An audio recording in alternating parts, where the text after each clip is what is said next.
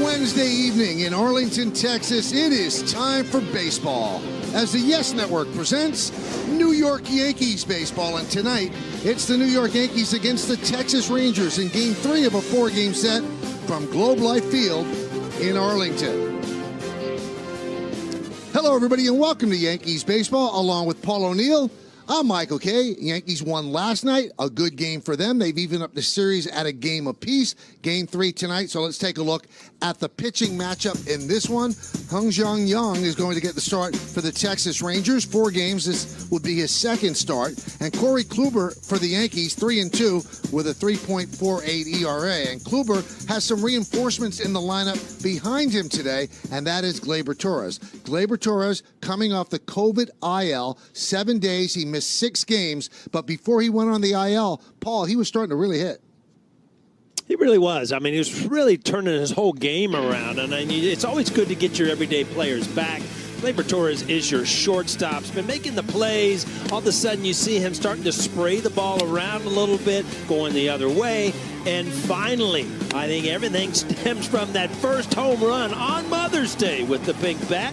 I think that will take that big monkey off his back and get things going. Hopefully, he's not rusty. He can come back and help immediately. All right, the first 16 games of the year for Gleyber, just 186, 2 extra base hits. But in the last 17, as Paul said, picking it up. 277, 4 extra base hits, drove in 9, and in 5 multi-hit games. In fact, a lot of the Yankees are starting to feel it. They're starting to rate big hits, big moments. When we come back, lineups, first pitch, baseball. Yankees Rangers next, right here on Yes.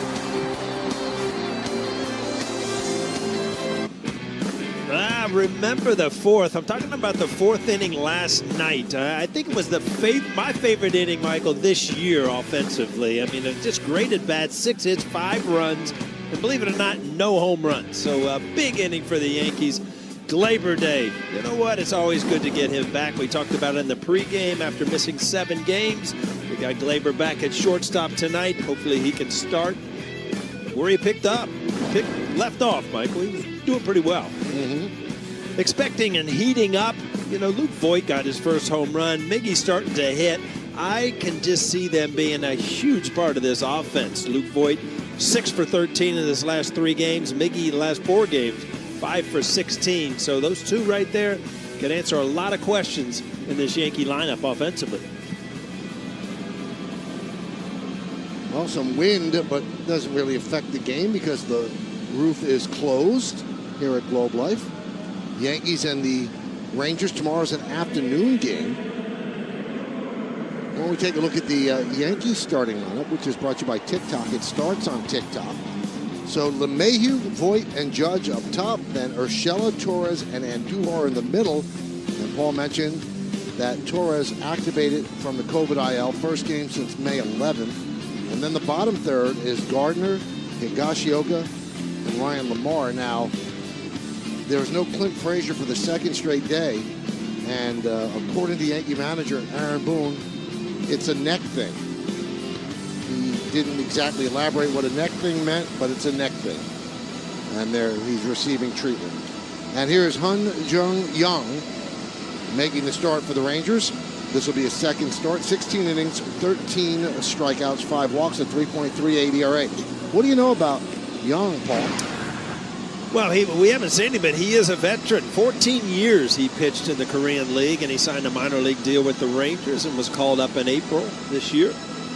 Either or. He's done both. He had 1 other start, 3 relief appearances. So we'll see if he's going to be part of their rotation.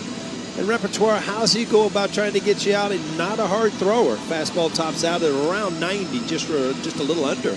It's a slider and a change, and he uses them all. So just a pitcher. As a hitter, you got to just be patient and get something to hit. Let's take a look at the defense behind him. It's presented by Geico. Calhoun, Garcia, and Gallo. That's left to right in the outfield. Infield, Culberson is at third. Kiner-Falefa is at short. Solak second, Lowe first. Behind the plate is Trevino, and Young is on the mound.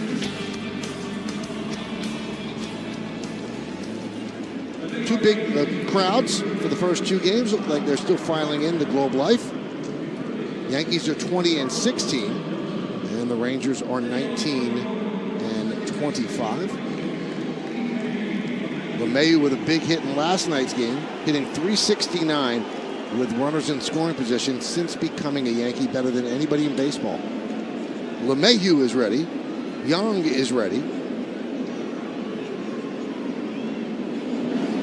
And let's do it in Arlington. First pitch is low. We're underway. He waited you out, Michael, and let's do it. He kind of paused there for you. Brian Addington is the home plate ump. Bill Miller at first. Doug Eddings at second. Brian Knight is at third.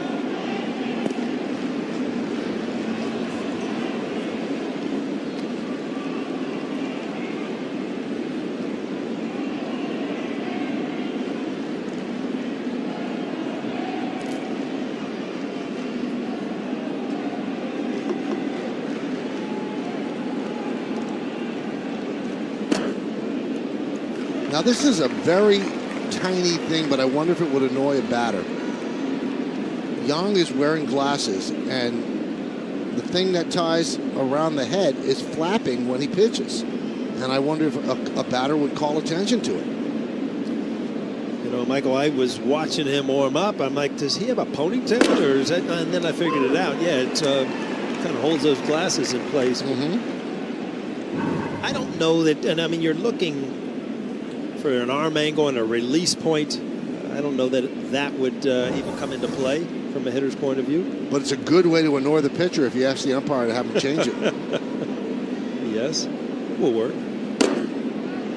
And there's ball 4. So LeMahieu with a leadoff walk.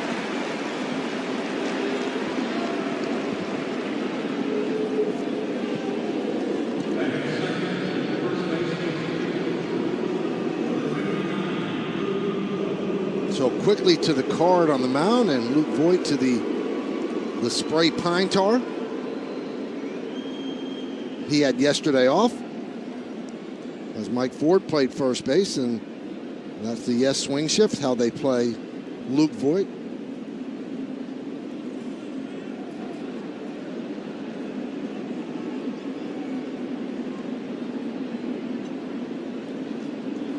Pitch high, 1-0.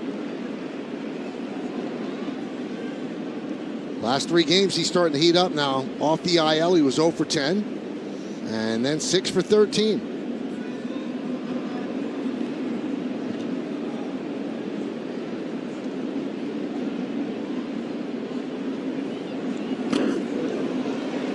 One and one. You look at Michael, the one big thing that comes to mind is he got rid of that first home run. And a lot of times players, and we saw it with Torres, will start stressing over getting that first home run out of the way. Luke Voit did that the other night, and I think he's going to be good to go.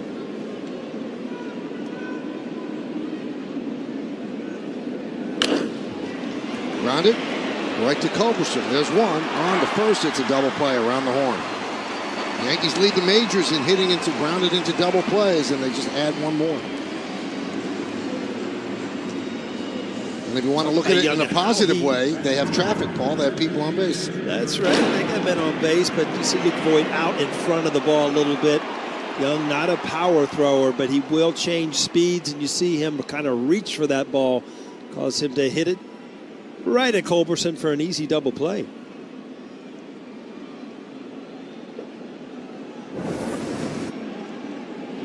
Here's Aaron Judge. And he jumps on the first pitch and lines it to right center field. Gallo cuts the ball off. Now, Paul, we've seen a lot of that from Judge lately. He's usually always taking the first pitch. Now he's jumping on it. Yeah, and he even, said it. That he's going to be more aggressive. And, Michael, you can explain all these spaghetti strikes for me. This is where all the hits have gone over the last 8 games. There are 14 of them. 14 for 29, and this is from StatCast 3D from Google Cloud.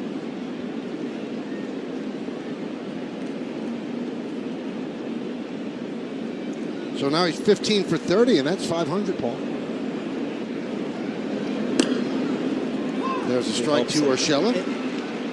Michael, if you look back at, power hitters, and they would take a lot of pitches and try to set up pitchers to a certain count where they could look at a ball where you know, you could drive out of the ballpark, but, you know, the way pitchers are now, there's really never a fastball count. So, you know, to see guys aggressive early in the count, I like that.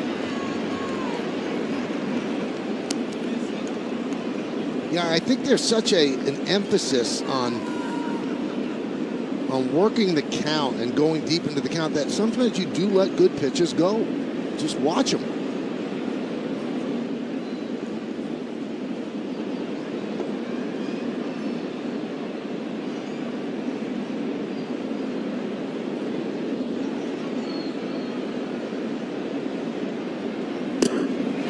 Check swing, did he go? Yes, he did, said Bill Miller.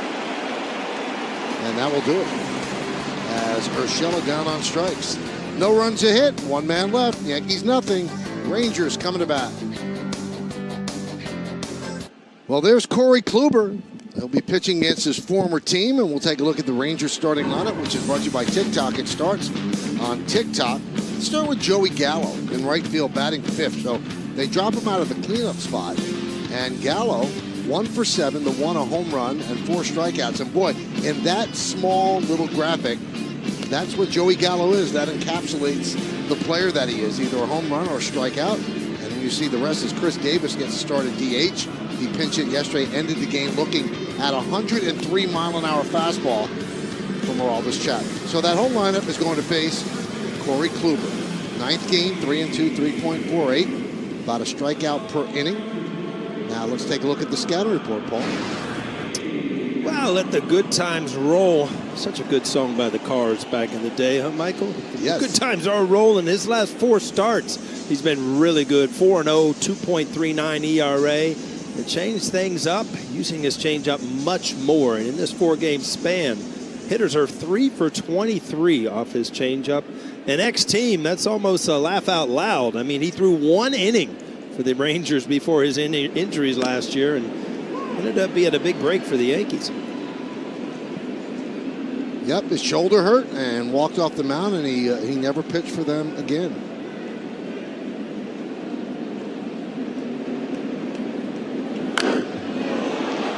Driven deep to right and misses the pole.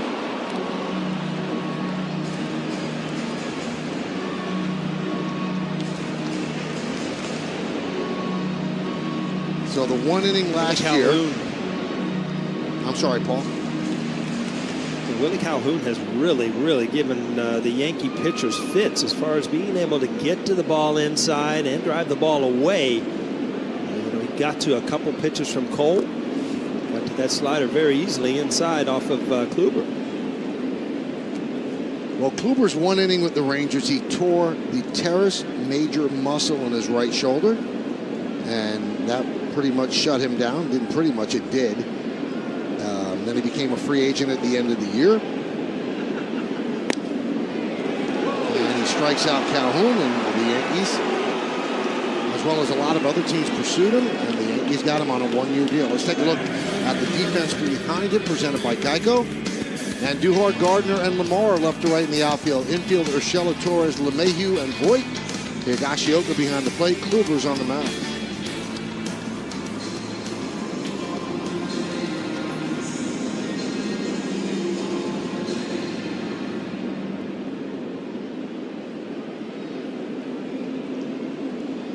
I mean, bottom line, Kluber has not pitched a lot in the last 2 years. The 1 inning in 2020.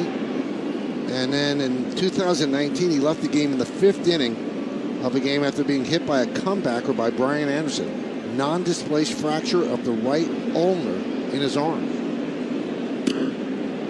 And there was a lot of questions, Paul, coming in. Well, what would he be? Would he be able to return to what he's been? And we had Matt Blake on the other night, and Matt Blake said he's really close to what he was when he was with the Cleveland Indians and winning 2 Cy Young Awards. He never had his success predicated on velocity. It was all about location, and his stuff is pretty good. Yeah, no doubt about it. And he has so much to lean on in the past. I mean, he knows how to pitch. He knows how to set up hitters. I don't know that a young pitcher could take a year or 2 off and then come back. And I think that Kluber, all of a sudden, you know, once he gets his stuff back, you don't forget how to pitch.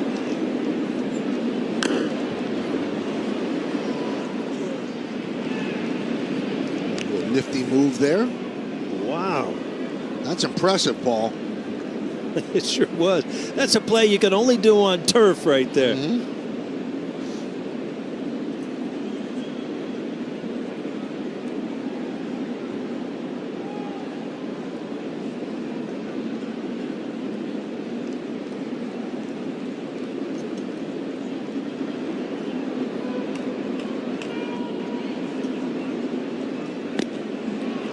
Strike three. Solak down looking. I'll tell you what, so take a look at the Home Depot getting more done. And he's getting a lot done the last 4 starts. 3-0, 2.39. More than a strikeout per inning. 8 walks. Opponents hitting .219 against him. And he struggled early, and you wondered when it was going to happen. Well, it happened. Yeah, he's 3-0, and they won the other game also. So in his last 4 starts, the Yankees have won all 4. So good things.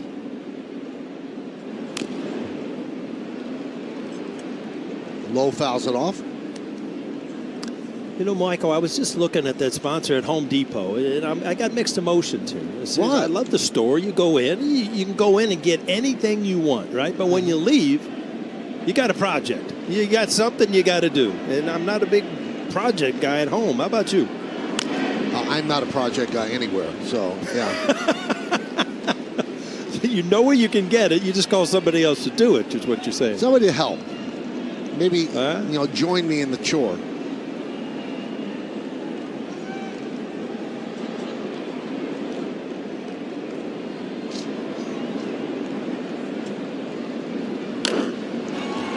Grounded right to Voit. Nice, easy 1-2-3 inning for Corey Kluber as the Rangers go down in order. We'll go to the second inning. Nothing on Yes. So stay with the team that knows the Nets best. I spoke to Steve Nash, the head coach of the Nets today. He said something interesting. Everybody's concerned about the big three having only played 8 games together now going into the playoffs. And he said he's not so much concerned about the offense. He's concerned about what they'll do on defense. But he said it's a legitimate concern that people have.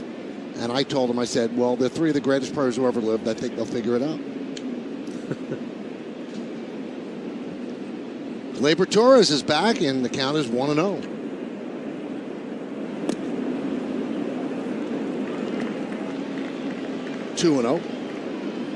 You know what's interesting to me, Michael, is I actually saw something online today where Kevin Durant tweeted about Ohtani and J.J. Watt. So other guys are, into other sports. I thought that was interesting. Grounded right side, moving to the glove side is Solak, and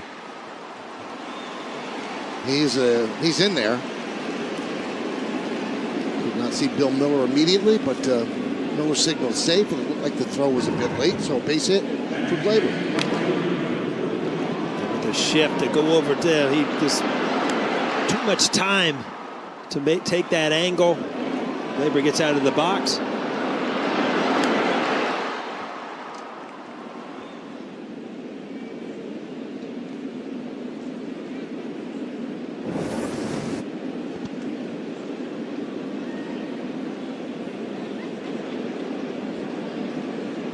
Here's Andujar.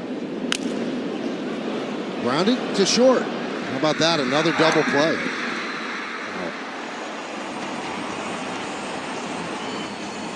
Two innings, 2 double plays.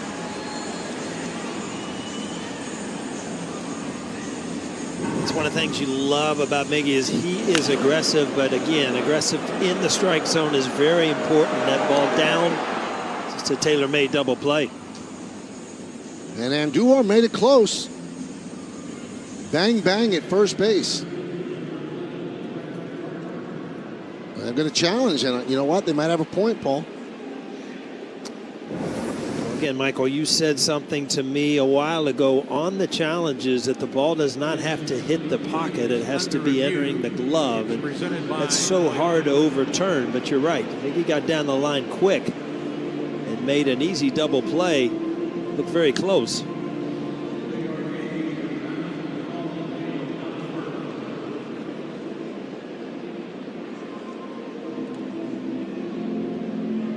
Well, now they go to the guy who's holding the boombox from High Fidelity so they can listen to the people back in the control. And he's out. They don't overturn it.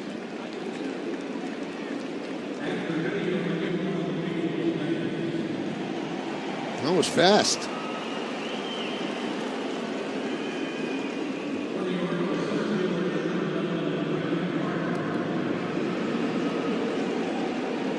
Aaron Boone has to be somewhat befuddled because not only does he challenge it, see now it's in the body of the glove, and that's what they went by. Because I don't believe it hit the back of the glove before the foot came down, but that they turned it around so quickly. I mean, we've seen much more obvious plays. They take a longer time. Low, not even stretching, thinking it was an easy double play, but Duhar hustling down the line.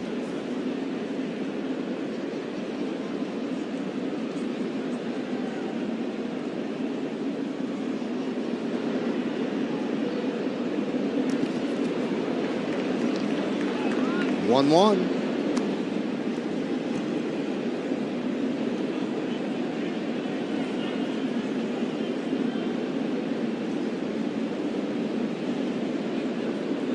So the Yankees have grounded into 44 double plays.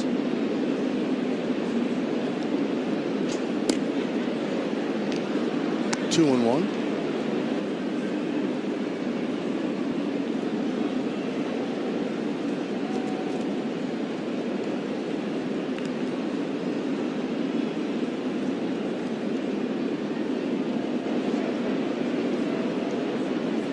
There's the 20th pitch by Young, and the count is 3-1. Gardner's going to see a lot of playing time with Hicks on the IL. He'll probably take a seat every now and then against the left-hander, but against righties, he's in there playing center field. Playing against the lefty tonight. There's a ground ball to first. Lowe takes it himself, and that will do it in the second. No runs a hit, no errors, nobody left on base. We're going to the bottom of the second.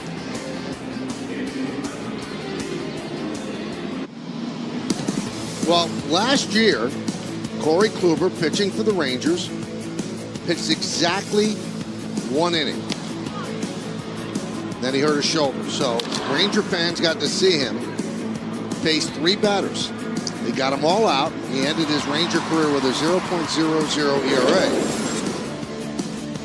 But the Rangers had acquired him from the Indians for Delano DeShields Jr. and Emmanuel Clase, who really throws the ball hard and has been lighting it up this year. So now, as he faces Garcia, Paul, they will have seen him face more batters in a Yankee uniform than they saw him face in a Ranger uniform.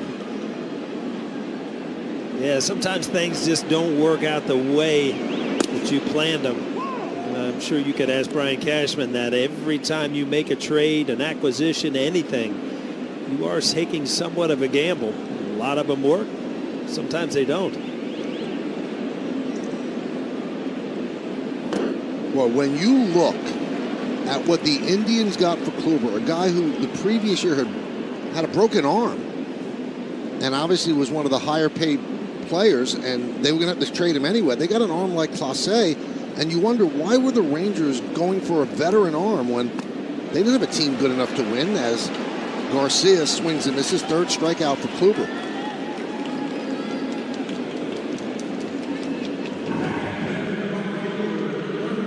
Now that'll bring up Joey Gallo, and yes, last night Paul was very interested in Joey Gallo's bat. Meredith has tracked down exactly what's going on, Paul.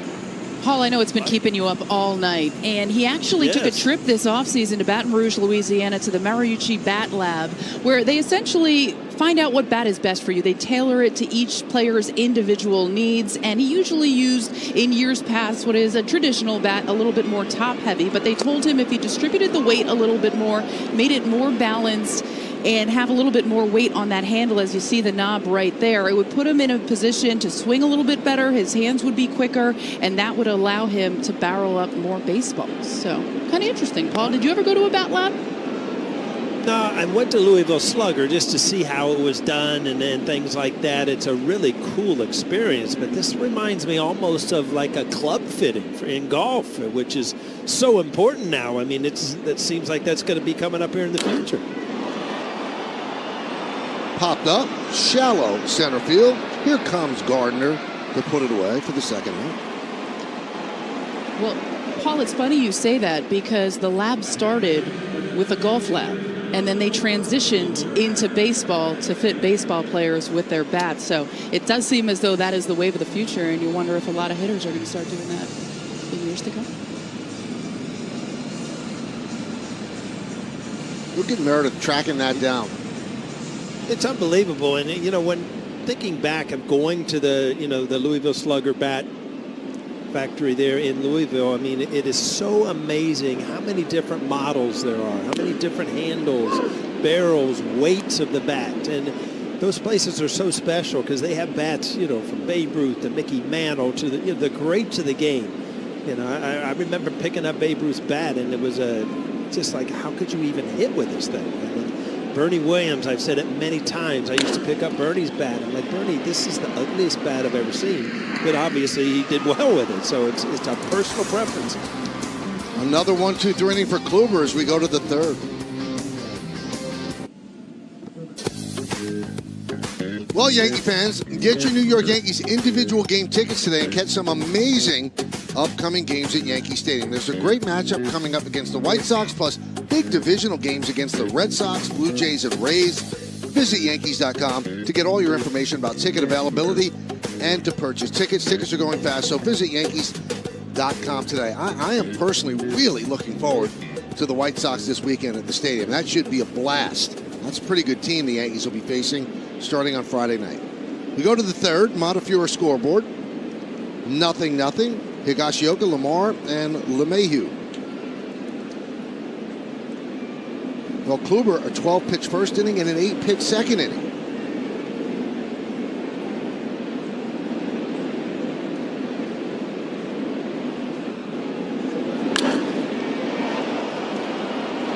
Fly ball center field. Garcia makes the play, one away.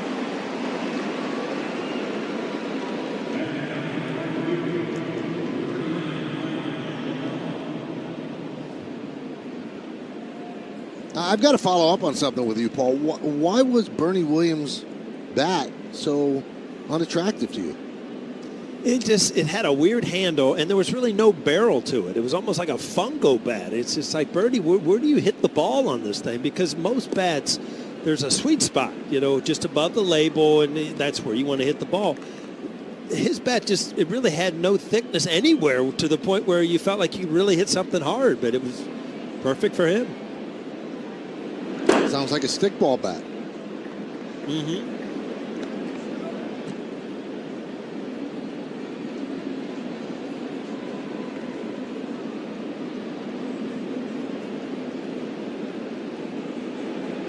That's what I'd like to do, Paul, if you don't mind, as Lamar fouls one off.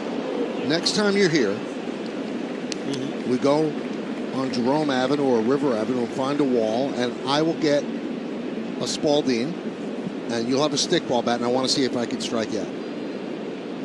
You know what? I've never played stickball. I've heard all the stories. I mean, we could put this on TV, and I'll just edit it. If you strike me out, I will edit it, believe me. But I hope I take you deep, because the stick, the flip, I'll be doing cartwheels out of the box when I go deep off of you. Oh, I'd like to try. Nice. I just know that growing up the Bronx, we played that all the time, and you would go up against a wall, and there'd be a box drawn it, and you throw as hard as you could, and every 10, 12, 14-year-old threw 500 pitches as hard as they could. Nobody tore a rotator cuff. It's amazing. No pitch counts in stickball. No pitch counts, no.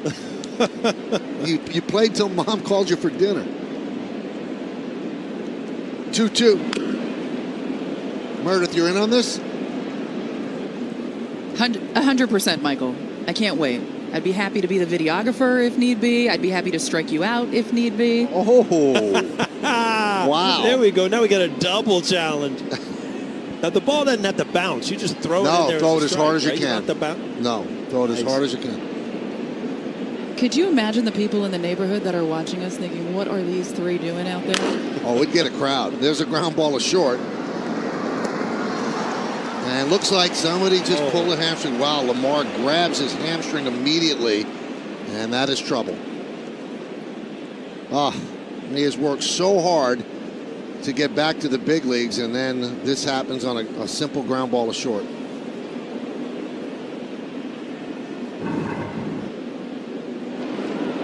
So coming out of the box, let's see. I'd say he doesn't even, he was kind of what you do as a player. He just kind of stride it out. Boy, it just grabbed.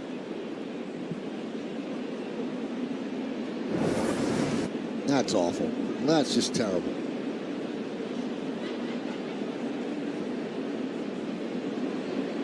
"32 years old. He had not played in the big league since 2019. Gets an opportunity.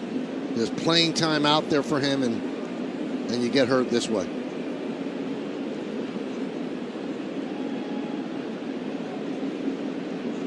Now, what are some of the moves the Yankees could make here, Meredith? Is Clint Frazier a playable player?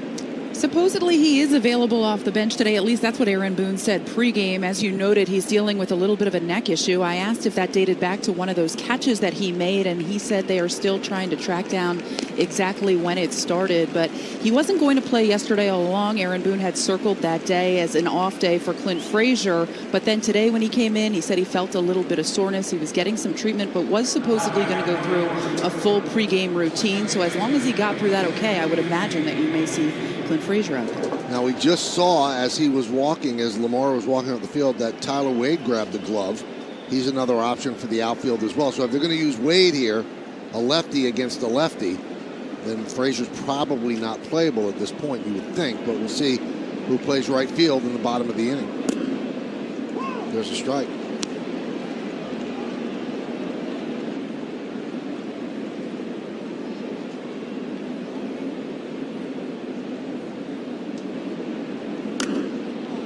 Oh, and 2.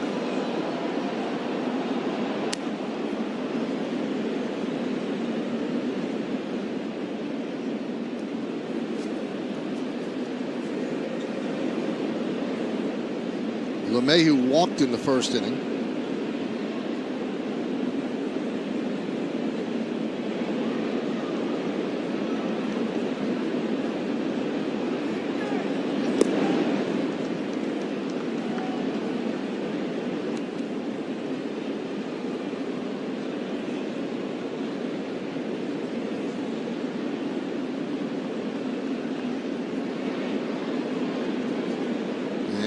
Left-hander rocks and deals. Check swing, ground ball to first, low is there, and the Yankees go down in order 1-2-3. And they lose a right fielder as well with what looked like a hamstring injury. We go to the bottom of the third. Well, let's check out the T-Mobile coverage camp. Today is, I guess, mystery bobblehead night. You could receive a bobblehead from any of the years, and some people got Corey Kluber's bobblehead. They only pitched one inning. They probably never gave it away last year, so they're giving it away today on Mystery Bobblehead Day. You'd say that's a collector's item, Paul, right? You would think one inning. I mean, obviously his past is why you want his bobblehead. He's one of the game's best, but as a Ranger, that is a little strange. Well, Tyler Wade makes his 12th career game in right field. He's played 36 and 2/3 innings out there, taking over for Ryan Lamar. Montefiore scoreboard 0-0, and the first pitch to Kiner-Falefa is outside 1-0.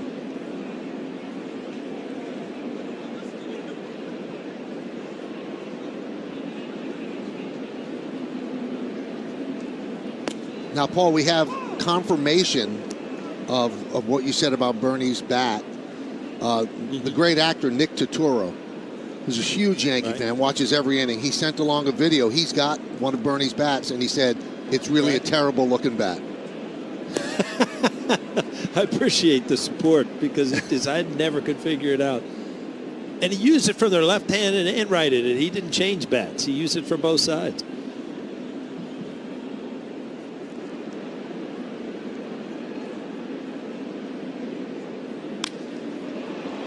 And they try out Wade right away. That's how it works. One down.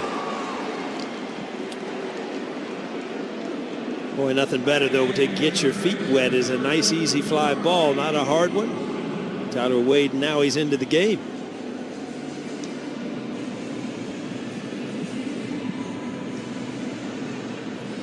There's the bat. See that?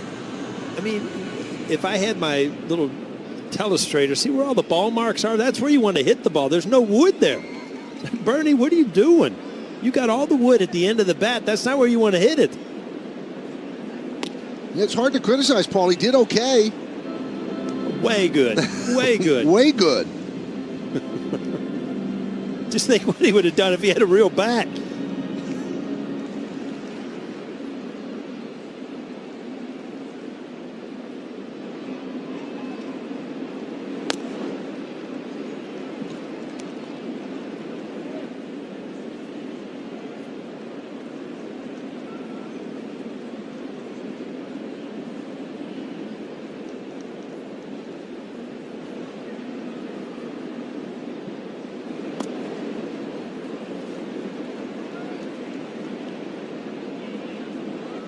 Remember early in the year, Michael, you would see Kluber's slider, and it was kind of up and down, kind of rolling. Now it's got that horizontal just snap, and it's such a different pitch. That's what he had in the past, and that's what he got back. I mean, it is nasty to right-handed hitters. So Charlie Culberson works a walk off of Kluber, so that's the first base runner the Rangers have.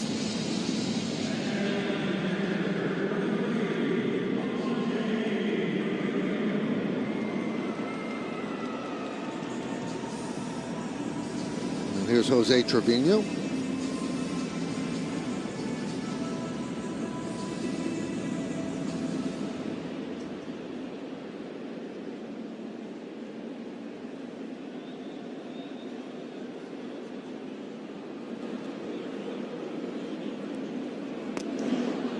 There's a strike.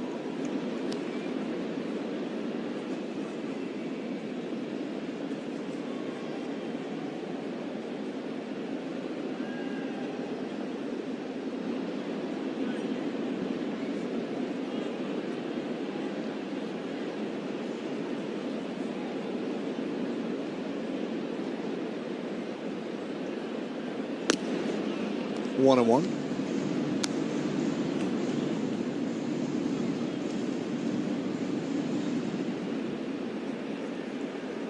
Not a dead pull. They do have two infielders on each side of second.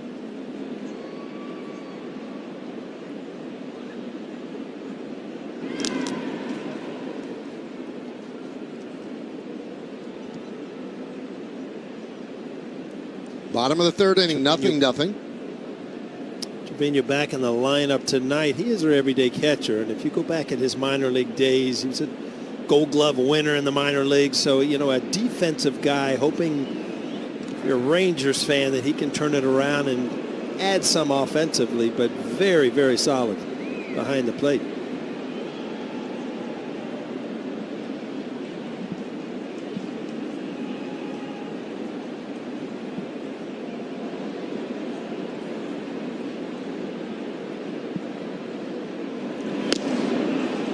Trevino is from Texas, Corpus Christi.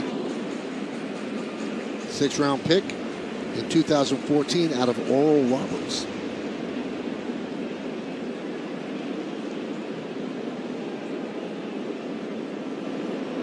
Fourth big league season. Swing and a miss. Trevino down on strikes.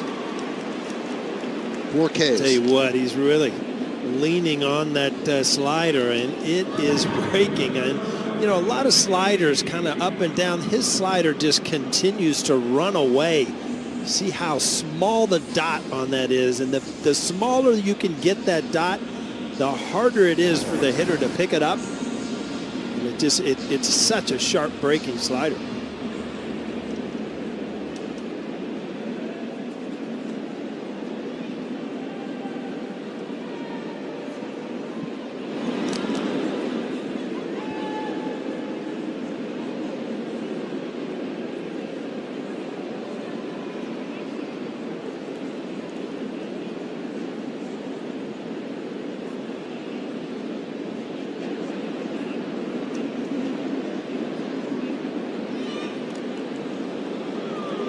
keeping Culberson close.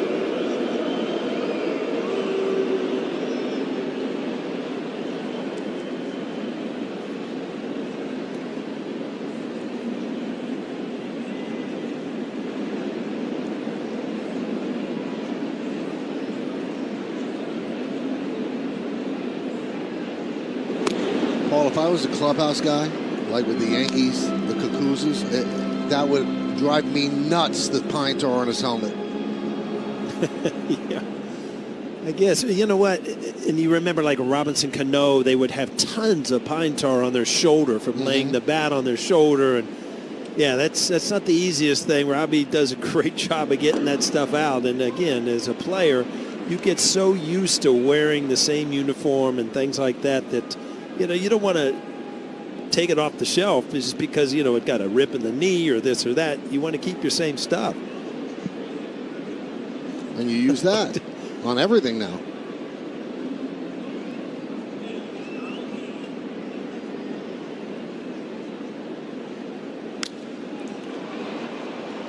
Sky high pop-up, shallow right. That's LeMahieu out there. He'll put it away. And that'll do it in the third. No runs, no hits, no errors. One man left on base. Let's go to the fourth inning. Nothing. It's dollar hot dog night. But get this. They limit you to just 5.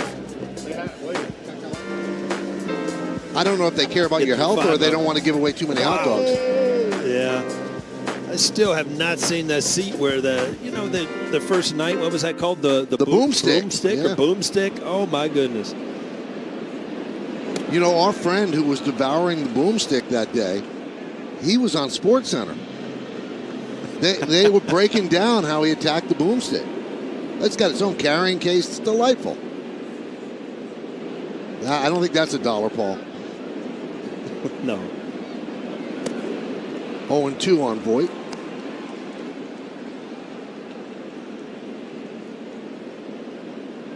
Well, Young, a little more on him, Michael. He was the MVP of the league over there in 2017. 20-6. 2 times he won their equivalent to the Cy Young. So very successful before he came over here. He's looked very good so far tonight as he strikes out Voit.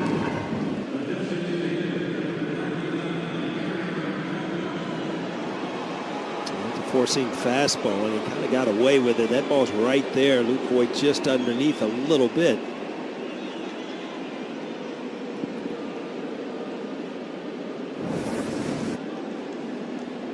So here's Judge.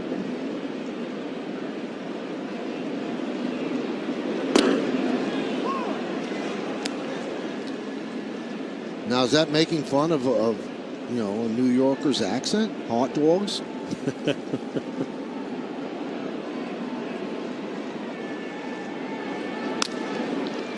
Rounded to short. Paul, you didn't know me then, but at the age of like 20, that's how I spoke. I tell you what, I knew that I had been in New York a long time when my kids came home from summer camp, still 5, 6, 7 years old, and asked for a water. I'm like, water? What do you mean water? I mean, we drink water around here. I don't know what you want, but I knew I was in New York when I started hearing that. But kids have great memories of that. And your son that became a doctor, he knows it's good to drink water. Well, yeah, that's right. You're exactly right.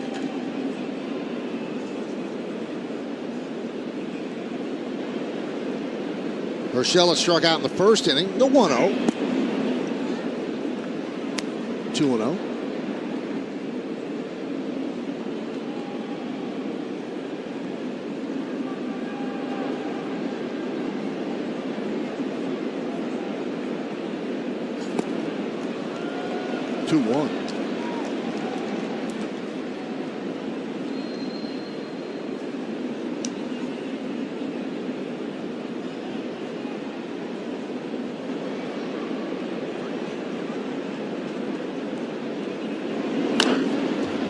Tries to pull that outside pitch and grounds it to Culberson, and that will do it. Another 1-2-3 inning. And Young is retired 8 Yankees in a row.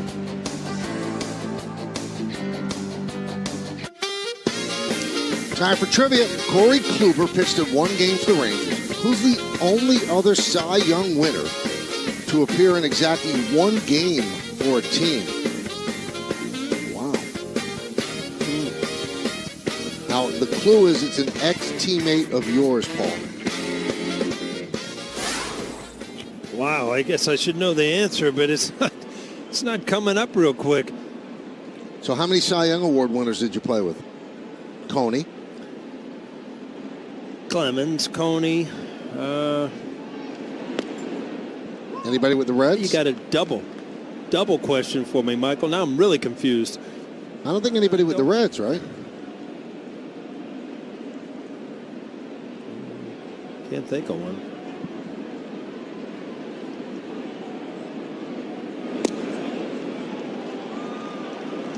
Oh, and 2.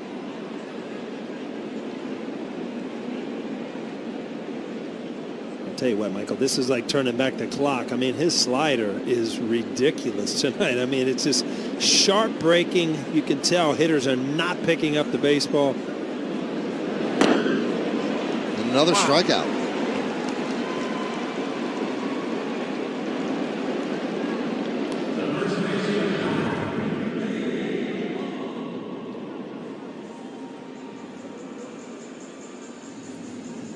Such a tight spin on that ball. You just have no chance as a hitter to adjust to it.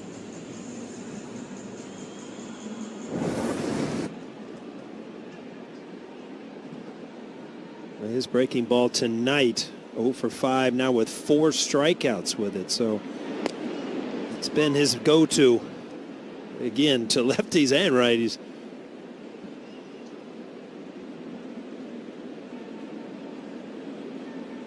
Very economical.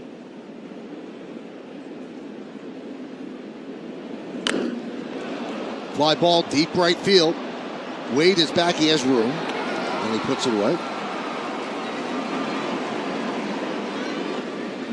And that'll bring up Adolis Garcia, and time for Jimmy John's Freaky Fresh Take.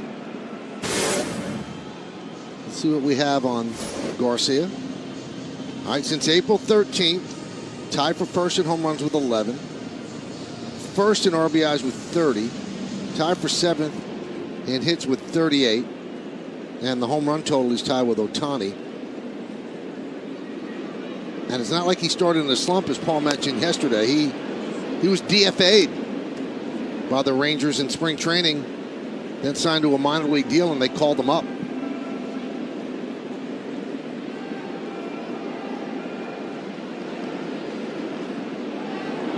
When Ronald Guzman got hurt.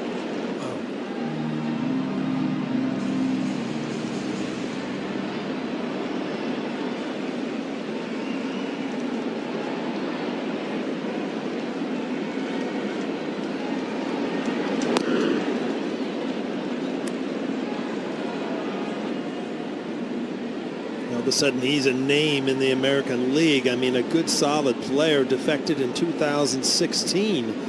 Actually played a year in Japan before the Cardinals signed him in 2017. So he's kind of been around, but all of a sudden now it seems like everything's coming together.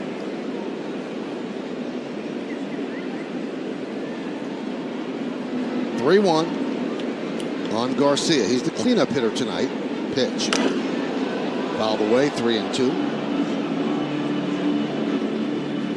It's amazing to me, as many great sliders as he's thrown tonight. He got that one over the middle of the plate. You could see that he was so frustrated with himself. That's the problem when you're a perfectionist. You expect every pitch to be perfect.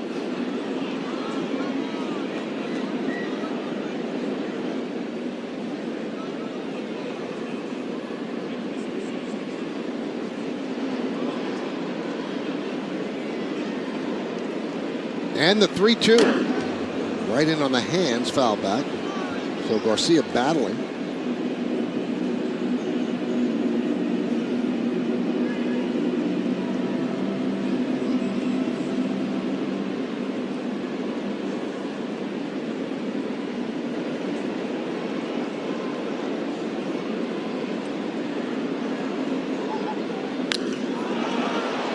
Skied to center field. Gardner's there to put it away. And a 1-2-3 inning work by Corey Kluber. He certainly looks great tonight. We go to the 5th. And Bob Mancini, 20 ribbies, and it's just May 19th. Ohtani, the talk of sports. 14 home runs this season, most in the majors. He's starting tonight against Cleveland, batting second.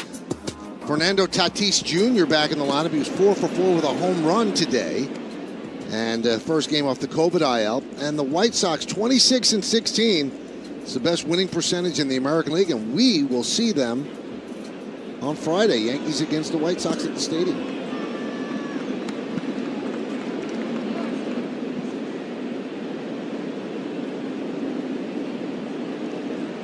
2-0 on Torres, who picked up a hit in his first at bat coming off the COVID IL. The Yankee players had some fun with Glaber coming back. They had a medical gown in his locker and loads of masks and things like that.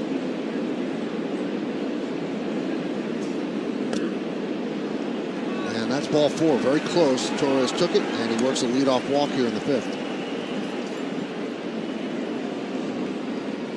They also put 2 plexiglass separators between his locker and the lockers near him. As you know, Paul, athletes' humor could be very cruel. Nothing's off limit. Yeah. Well, once everything's okay. I mean, if somebody's injured or this or that, then you never go the next step. But as soon as somebody's okay or somebody's back, yeah, it's a free for all.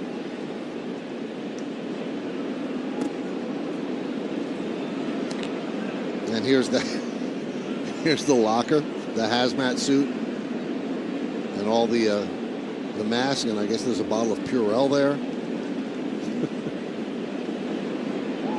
And they have the rope in front of the rope in front of the locker.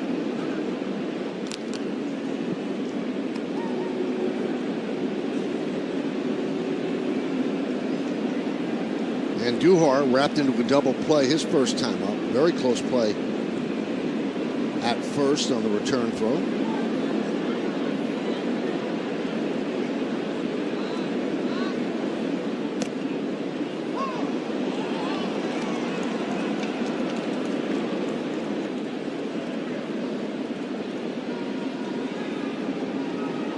You wonder with the injury to Lamar, what's the Yankees' next move? They're going to have to bring in another outfielder. Will it be Estevan Florial?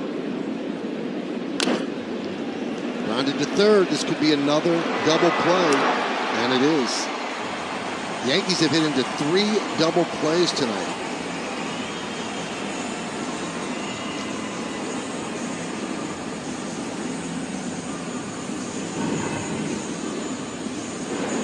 Again, ball hit hard just right at him, and once the play is made, nothing big he can do.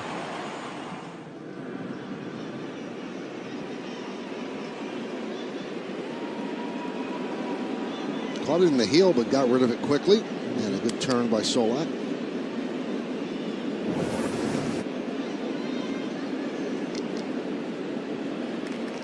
'45th grounded into double play this season, the most in the majors.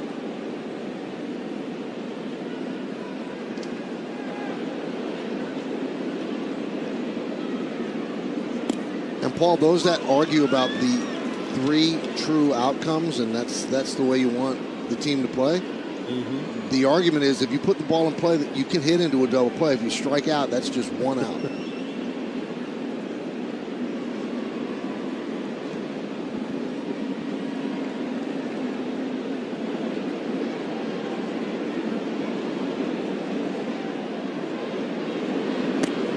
Now we mentioned Florial, if maybe he's a possibility.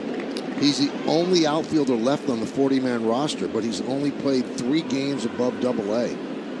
Greg Allen, who we saw in spring training, could have been a possibility when Hicks went down, but he's been hurt as well, so I don't think he's an option this time. Maybe we get good news that Lamar, it's just a cramp like it was yesterday with Sanchez, but looked like it was more than that.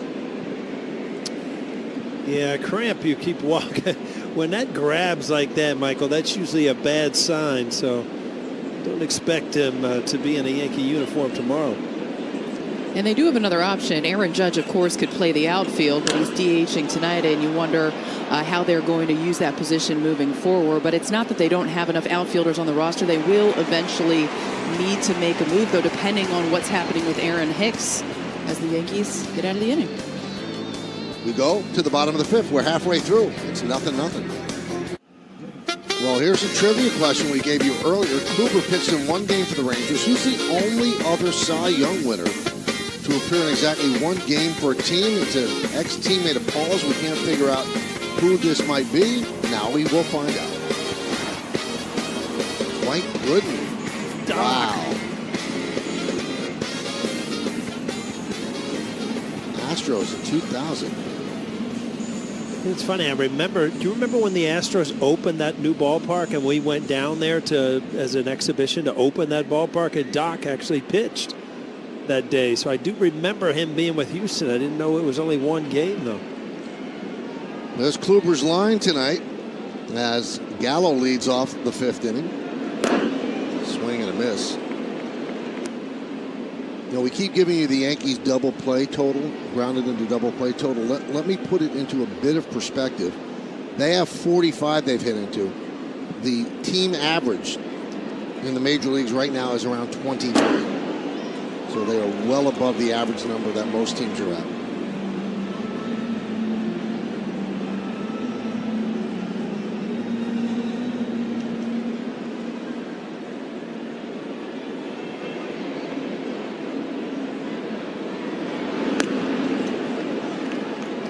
One and two on Gallo. Gallo with a fly ball to center in the second.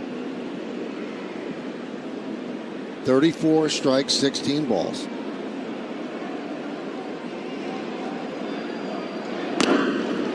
Just missed outside.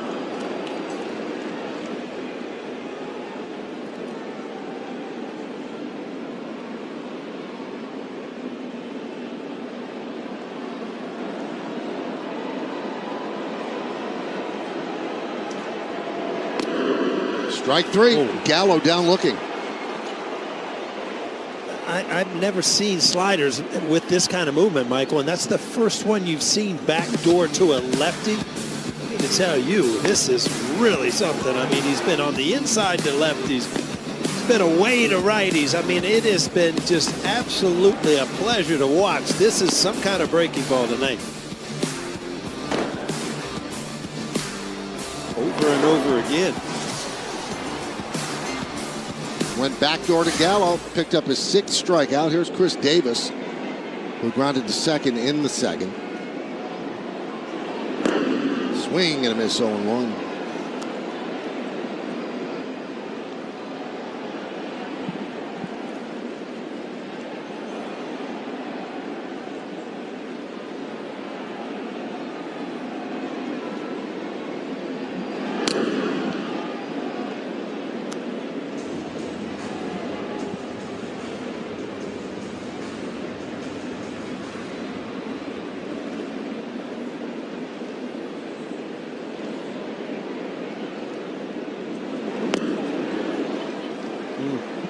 You know, Michael, this kind of defends a statement that I've always said, and you've brought it up to me numerous times. It's like, you know, if you know you're getting a slider from Kluber, why would you not go up and look for it? But I'm telling you right now, you could look for this slider, and the ones he's thrown so far, you're not going to hit it. I mean, it's been that good.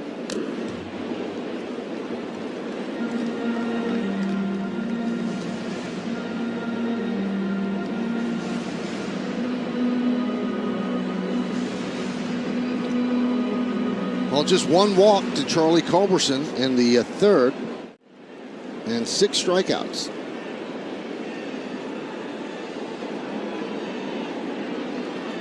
One, two. Went to the changeup, and Chris Davis, I mean, if that name rings a bell, yeah, he has had some phenomenal years out in Oakland. 2016, 17, 18, led the league in home runs with 48. 2018, so I mean, tons of power. Missed the first 34 games this year with a left quad strain, so crazy kind of power. And you want to hear a crazy stat, Michael? I've never even seen or heard this before. 2015, 16, 17, and 18. He hit 247 every single year. Never been done before. 4 consecutive years, 247. Consistency. Pretty consistent, huh? Yeah. Did he go? Yes, he did. Another strikeout as Davis, strikeout victim number 7.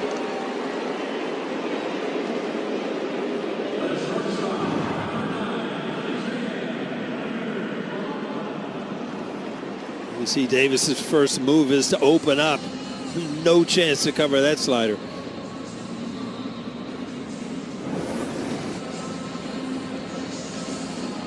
Pitch count in great shape. 59 pitches through 4 2/3. And here is Kiner Falefa.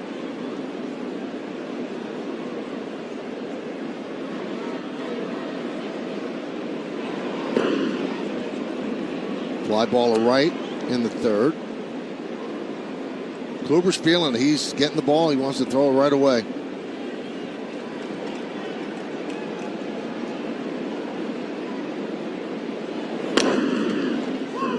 Clips the outside corner, 1-1.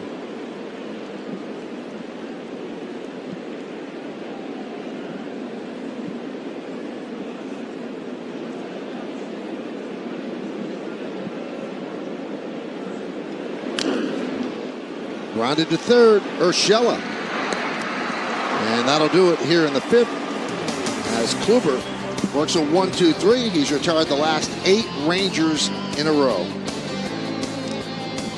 It's time for tonight's injury report, brought to you by Montefiore, doing more. Gary Sanchez, who exited last night's game early due to cramping in his left hamstring, is available off the bench, according to Aaron Boone. Also noteworthy, Giancarlo Stanton, who did some work in the weight room yesterday and also hit in the cage, did some limited activity on the field today. Aaron Boone continues to say that he is making progress, and they are hopeful that he'll be able to come off the injured list when the 10 days are up.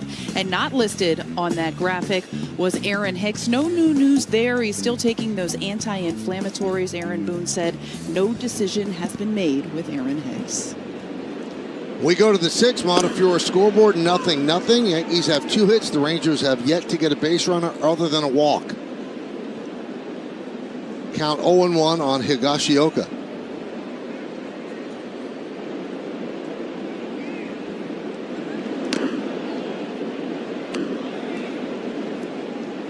So as great as Kluber has been, Young has matched him 0 for 0 in the run column.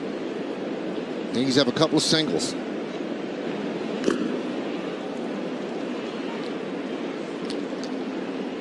Judge had a single in the 1st. Gleyber Torres an infield single in the 2nd. The other base runners for the Yankees, LeMahieu walked and Torres walked. The Yankees have also hit into 3 double plays.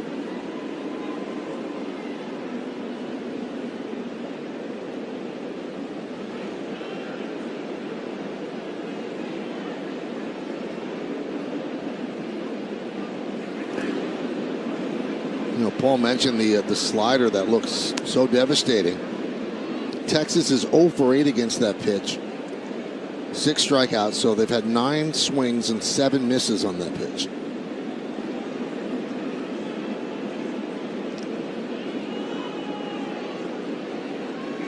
Two-two.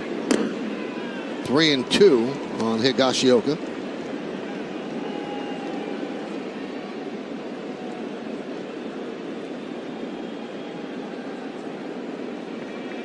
And Tyler Wade will have his first at bat.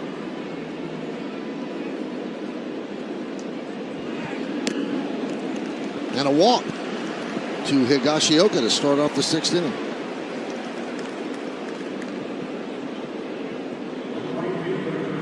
Good at bat by Higgy. He was around the strike zone the whole at bat, but just he was patient enough to lay off.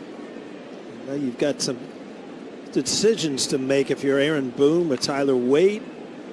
You possibly put a runner in motion, possibly a bunt, or do you just sit back and wait for a couple big hits? Well, Wade took over for Lamar, who won a ground ball short in the 3rd inning, grabbed his right hamstring and walked off the field in a lot of pain. 1-0. You know, Michael, back when a hit and run was, a big part of baseball, this was like a perfect guy to do it off of, because, he's around the plate, he's not overpowering, so as a hitter, you're going to get something that you can usually put in play. And it was a pretty sure bet from a manager's point of view to, you're going to make contact and good things will happen.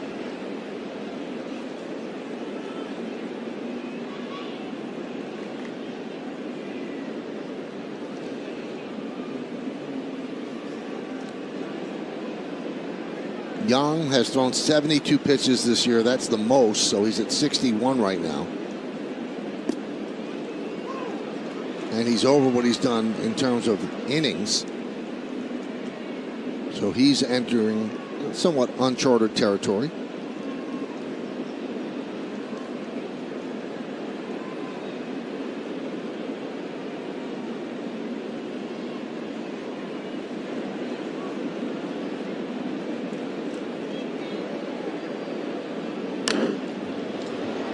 Skied the other way, 2-2.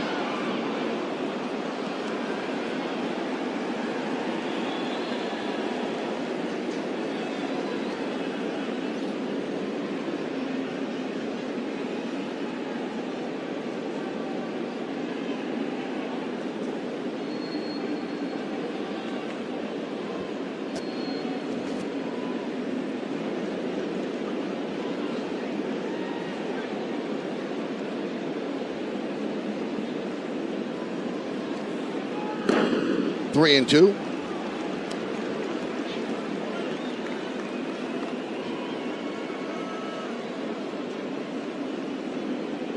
Again, lefty on lefty, hard to run off if you're on first base, but I would not hesitate. If I was a manager here, that Tyler Wade could put the ball in play to allow that runner to go. Stays put, and that one is lined into right center field. It's going to split the outfielders and go to the wall. Higashioka is at third. They're going to wave him home. Here's the throw. He's in there with the Yankees' first run. An RBI double for Wade, and the Yankees are up 1-0. Really good at bat by Tyler Wade. And Michael, we talked about it last night when Higgy came in off the bench and got a hit. Sometimes when you're not starting, you go to the ballpark, your mind's at ease, all of a sudden you're in the game, you don't overthink things. A four-seamer right there, and he just lines it in the right field gap. Give Kluber some runs. The way he's throwing the ball, it's not going to take many. Wade ended up getting a triple, the Yankees' second triple of the year, and Higashioka scores ahead of the throw.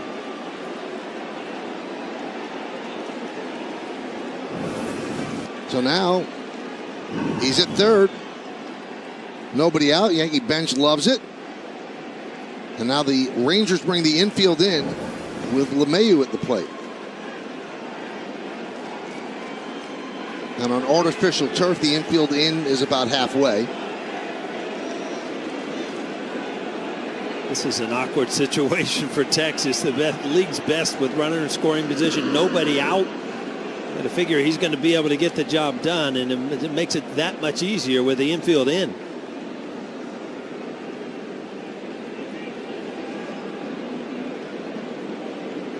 Bullpen getting ready. Brett Martin.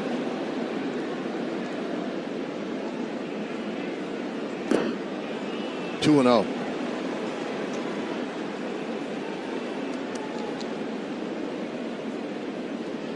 See a lot of hitters, Michael, with big at bats, men in scoring position, like everything's in a rush. You're trying to get it done. You're in a hurry. DJ LeMahieu, if you just looked at his expressions and the way he goes about it, you wouldn't know anybody's on base or if he's leading off an inning. High fly ball, left field, coming over Calhoun near the line. He'll make the catch. Tagging is Wade. He'll score easily. It's a sac fly for LeMahieu, and the Yankees lead 2-0.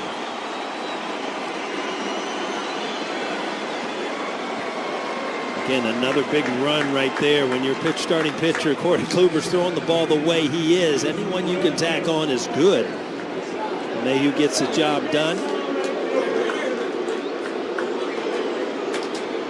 who running towards the line is going to be very difficult. It wasn't that deep of a fly ball, but his movement towards the line is going to make it almost impossible to stop and make a good throw home to get Tyler Wade.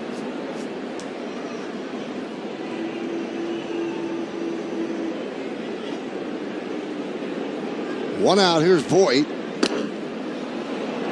0-1. This is his third time through the order, and it's the first time against any opponent he's done that this season.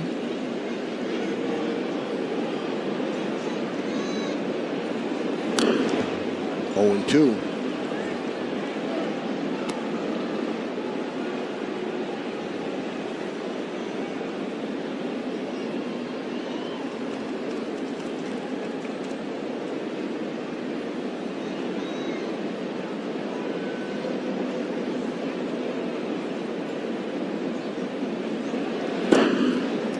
One, two.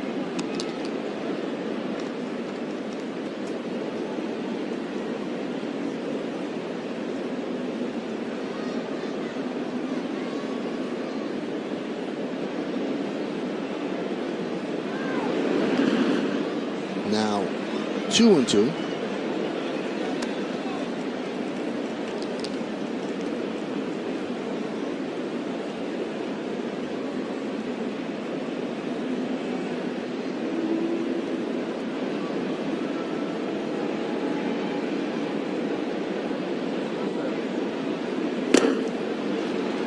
So he's been low 3 straight times after starting out 0-2 on Voit. Yankees lead 2-0 as they put the first runs of the game on the board here in the 6th inning. Well, this is Young's season high. And he walks Voit. You wonder, Paul, he looks so sharp in 5 innings, if he's tiring a bit now. Yeah, you see him starting to pick a little bit and try to throw perfect pitches. He's not going to challenge guys, and it's probably going to be it as Chris Woodward is heading to the mound. So a pretty good performance by Young, but he's going up against a guy who has special stuff tonight, and he's going to leave the ballgame trailing 2-0 with a runner on first being his responsibility. Brett Martin comes in. He'll face Aaron Judge when we get back. Brett Martin will appear in his 14th game, and he will face Aaron Judge with a runner on first and 1 man out. Yankees up 2-0 here in the 6th. Judge is 1 for 2. He's had 2 or more hits in 6 of his last 8 games.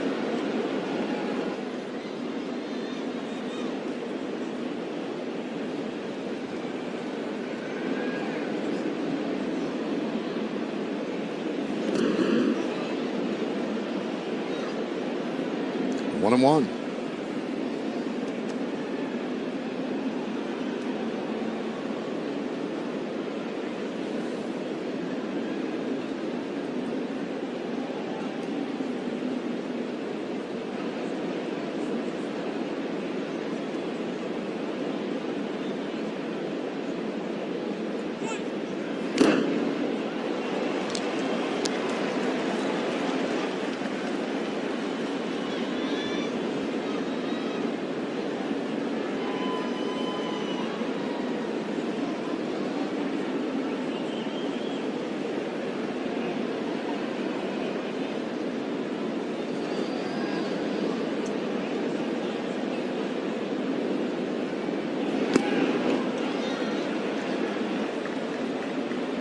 Two and 2. Oh, look at Martin right over the top. Big, tall lefty. Not a overpowering either. I mean, 93 four-seamer, curveball, slider, 24% of the time. So kind of one of those lefties that, again, you know, you got to be patient. Wait for him to make a mistake. Swing and a tip into the glove of Trevino. Strikeout of Judge, 2-away. Aaron saw every pitch in his repertoire and finally got a good pitch to hit. Two-seam fastball just hit the inside corner, swung right through it.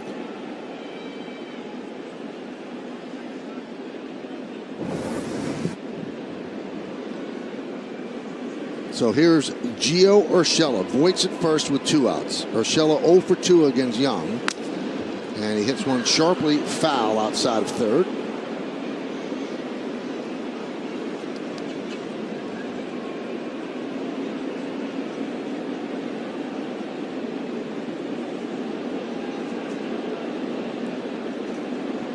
Some laughs between the battery. See that?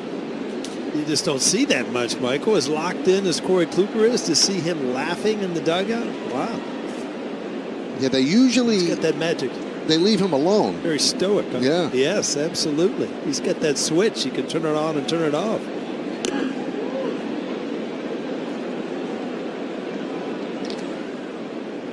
When David Wells was working on his perfect game, nobody would go near him. And then David Cohn sat next to him, started joking around. Break out a knuckleball, I dare you. Just to break the tension.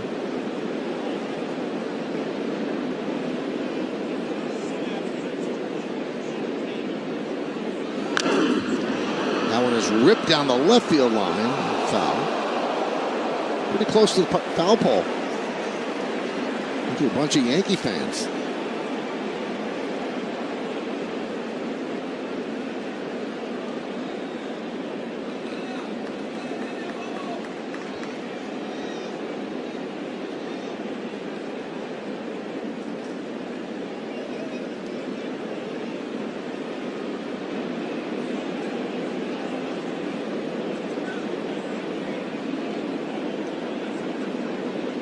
Yankees 2, the Rangers nothing. Rangers have had 1 base run or a walk by Charlie Culberson. 2-2. This is the longest half inning for Kluber.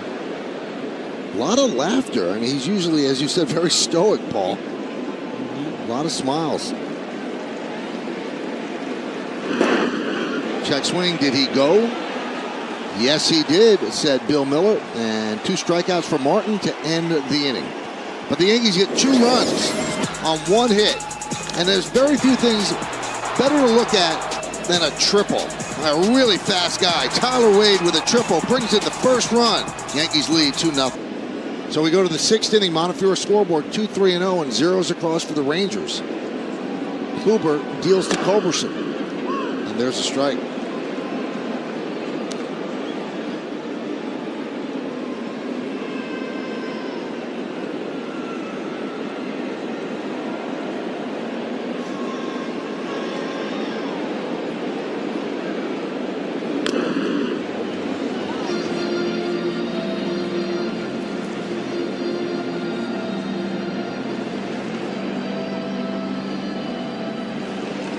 Culberson, he walked in the 3rd inning.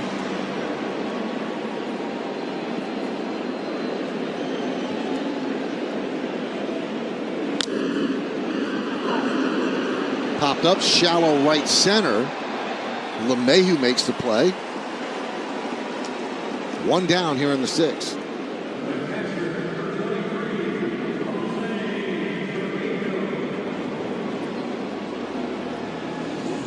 Some action in the bullpen. It's Taylor Hearn.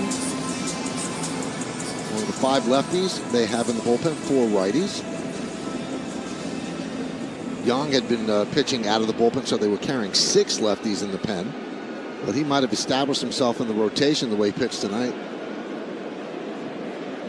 Here's Trevino. And a strike from Kluber.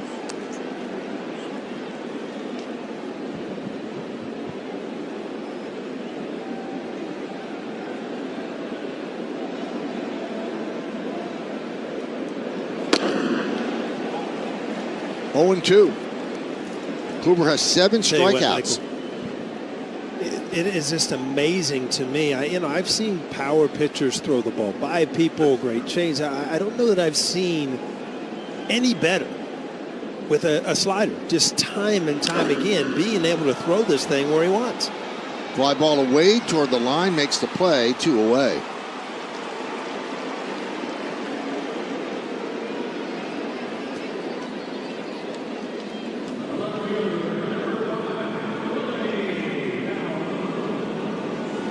Back to the top of the order, and Willie Calhoun. He struck out looking in the first and popped a second in the third.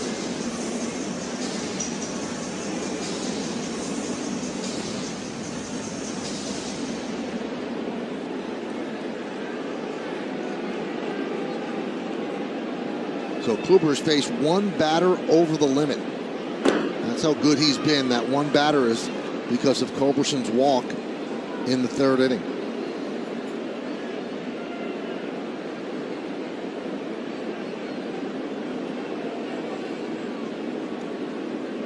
The 1-0. Grounded. Right to Torres. And you might want to give your friends a call. Go on social media. Could be something fun happening in Texas. We'll go to the 7th. Well, welcome to Now York. The world's greatest city is now open. Thanks to vaccines and the resilience of New Yorkers, the city is ready for you. Just like the Yankees, it's time to come out and play. Be sure to hashtag your photos with hashtag NowYork if you're here at the stadium, out in the Bronx, or elsewhere across the 5 boroughs as we get back out there. Well, Kluber has not allowed a hit through 6 innings, and Taylor Hearn now comes on to face the Yankees in the 7th. Just one batter over the minimum. He's faced 19 batters through 6 innings, and Paul Kluber looks great. He really does, and I mean, that's stating the obvious. I mean, yeah, there's no doubt about it. And, you know, you're looking at 25, 26 sliders that he's thrown tonight. I can remember one that hit the middle of the plate, and Garcia fouled it back. He has been phenomenal, especially with his slider so far. So Gleyber Torres will lead off against Hearn. Pitch outside.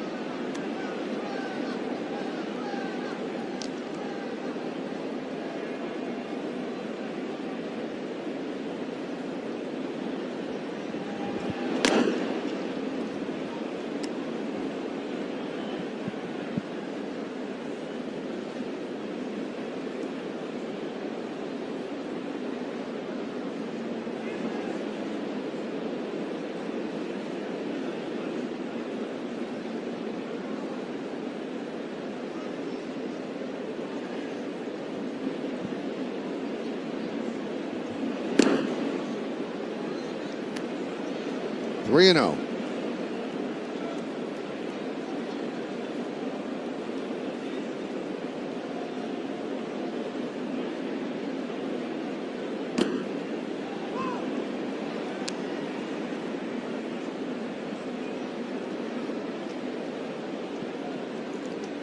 So 6 innings in, Paul, you've played in these sorts of games. When do players start to know something's going on?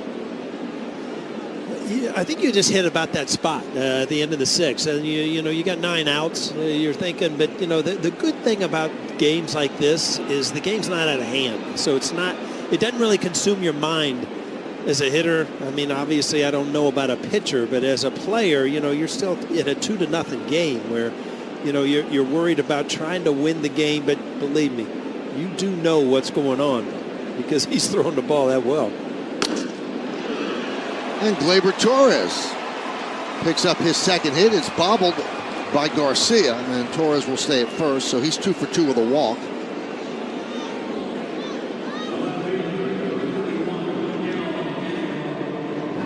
You remember when Gleyber Torres just broke, you know, came up. I mean, these are the type of hits you saw him get inside the ball. Boy, I tell you what, if he would just stay right there, you're going to see great things happen to him offensively.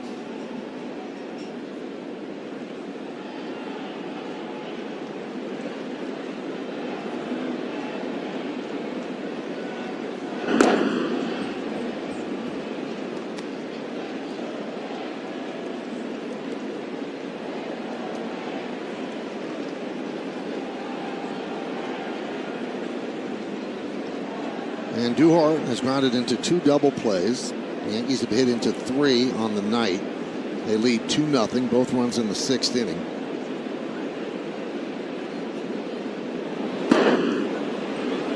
One and one.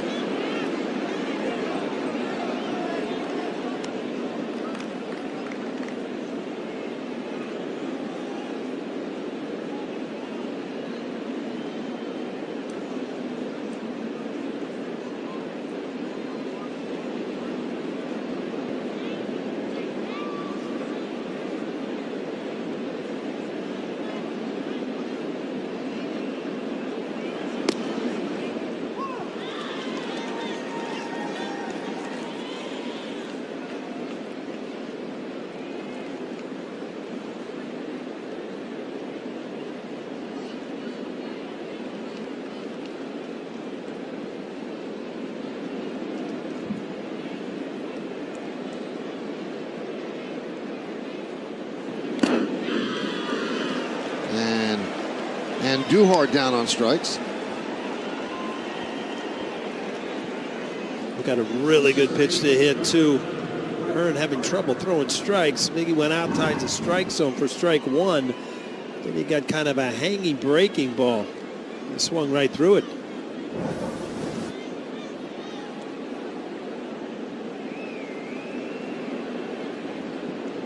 That'll bring up Gardner. Grounded to first and a fly ball to center. Torres at first with 1 man out. We're in the 7th inning.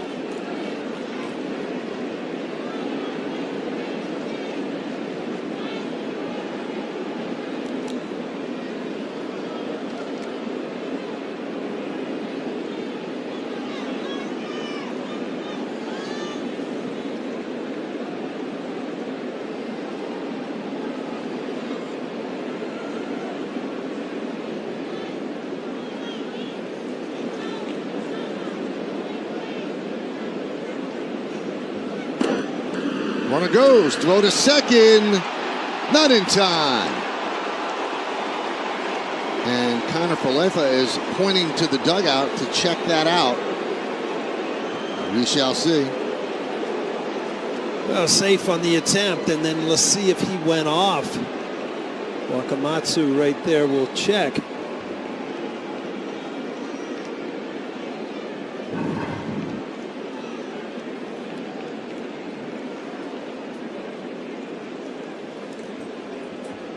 Now, when there was a disconnect, ooh, what do you think, Paul?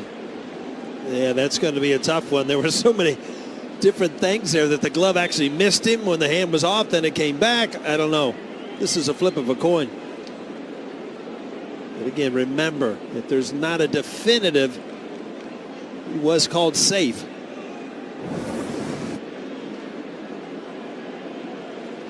They will not challenge.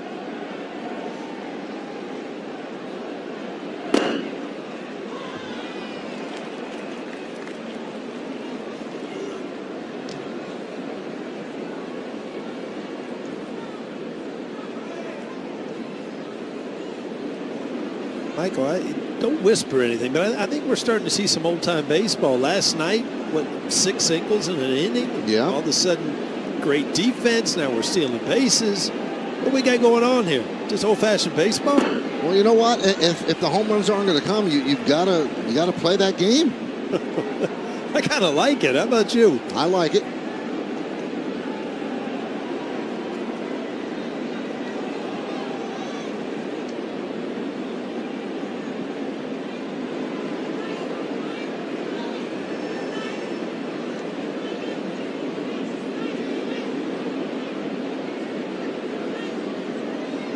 Hearn deals. There's strike 2 and 2.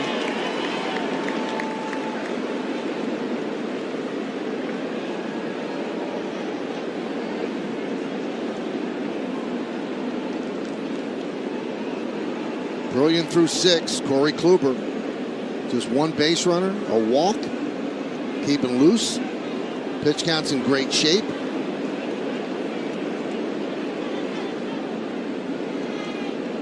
And at this point, the signing by the Yankees, and it looks like a stroke of genius You know, the first couple of starts, you're worried, was the stuff good enough? But it's good enough, and he is really commanding it. He's pitched very, very well. 3-2 as Torres stays put at second. You know, a lot of people criticize the Yankees when he started off slowly. Why would they sign a guy through just one inning last year?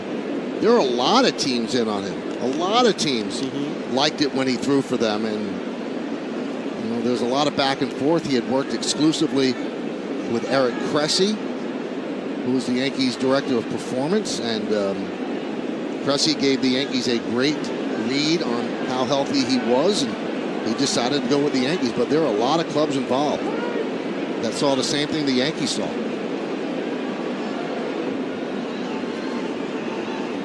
You know, when you go back after the injury, it was just too big of a challenge or a gamble for the Texas Rangers. I think they had another option year on him, which was big money, and you know, it was just too big of a gamble for him. 3-2, lined right at Solak, and they're going to make the throw to second to double him up. So the fourth double play by the Yankees is not on the ground. It's time for the 7th inning stretch.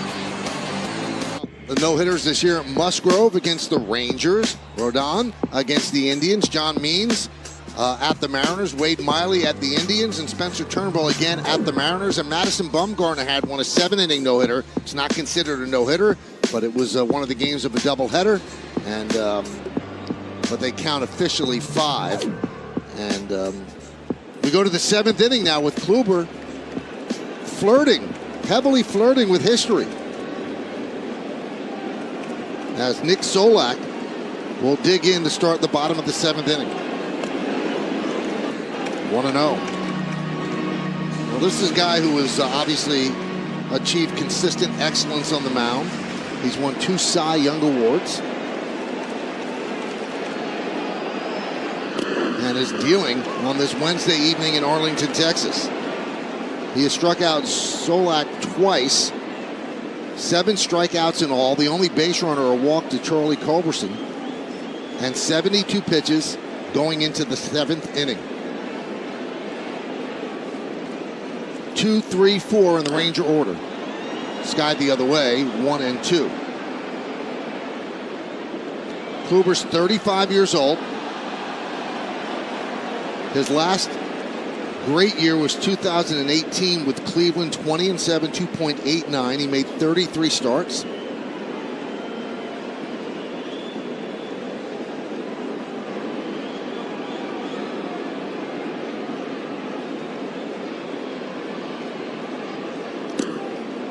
Two and 2. We mentioned just 1 inning last year for the Texas Rangers on this mound, and then a torn teres major muscle in his right shoulder, and he was done for the year.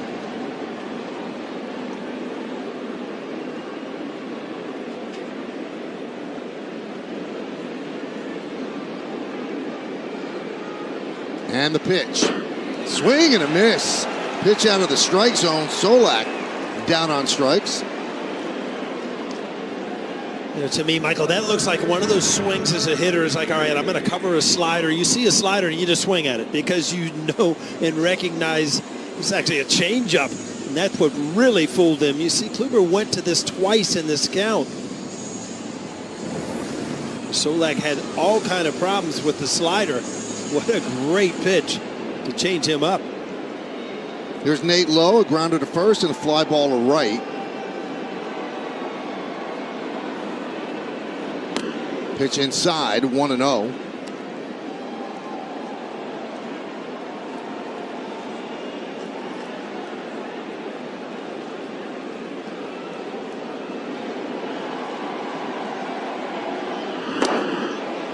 Just missed low, 2-0.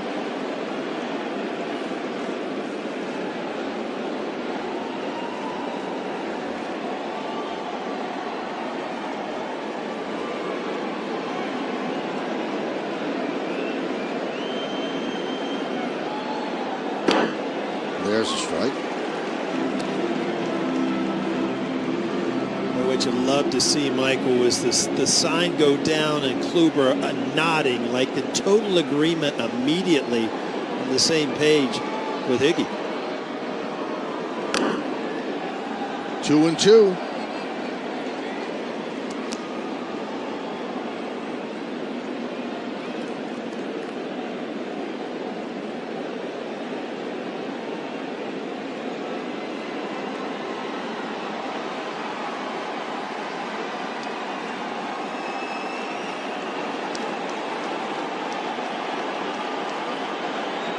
Seem to be on the same wavelength. The 2-2. Strike 3. Low down looking. 9th strikeout for Kluber. What a great job coming back from 2-0, and he actually used a changeup in this count too, and then went back to a front door fastball. See that just tail back hit the inside corner. Tell you what, it's just one of those nights. Kluber can throw anything he wants at any time. Here's Adolis Garcia. He's 0 for 2, a strikeout and a fly ball to center. And Kluber deals.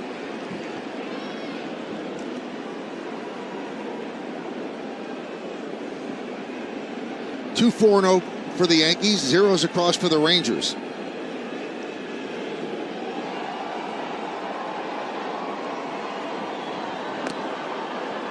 Fastball strike on the outside corner, 1-1.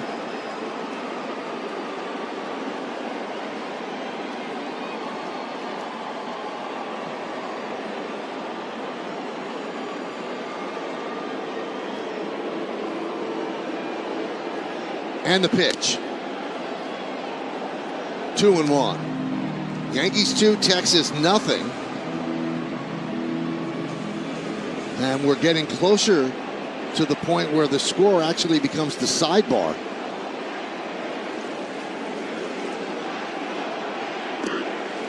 There's a strike. Beautiful pitch on the outside corner at the knees. 2-2.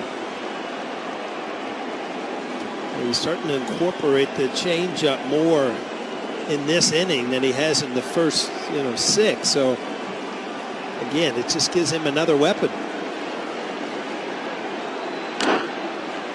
Grounded to short. And Kluber is 6 outs away from pitching a no-hitter. Brilliant through 7. 2-0 Yankees. We go to the 8th. Hyundai scoreboard. Big news developing here in Texas. 6 outs away from a no-hitter is Corey Kluber as the Yankees bat here in the 8th inning. Kyle Higashioka takes outside from Taylor Hearn.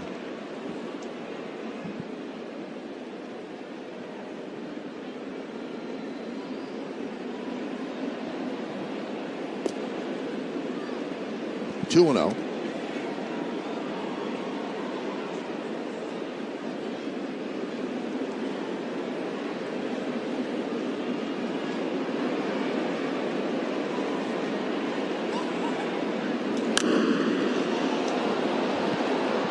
Spectrum Mobile. Unlimited talk, text, and data. Just $45. Count 2-1 on Higashioka. He's 0 for 1 with a walk. His walk started the 2-run 6th inning. The only inning that either team has scored. A big RBI triple by Wade and a sac fly by LeMahieu, and that is the scoring. On the other side of the scorecard, Kluber has faced 22 batters. That's just 1 over the limit. Just 1 walk he's allowed.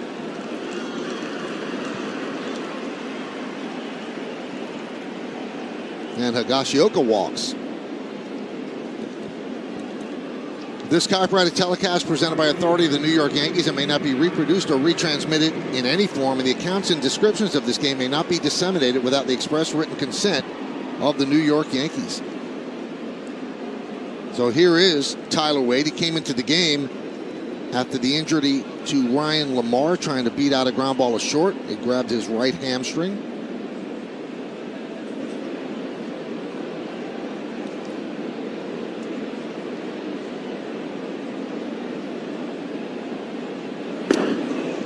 And a strike.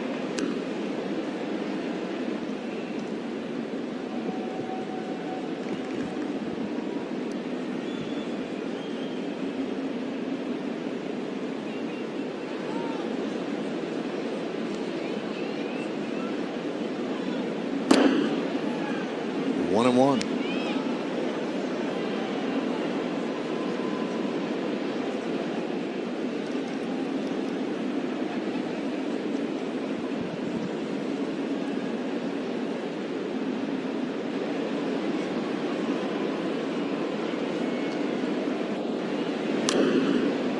Fouled away, 1-2.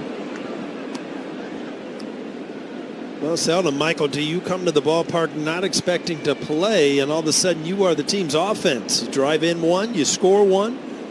That's who we have at the plate right here in Tyler Wade.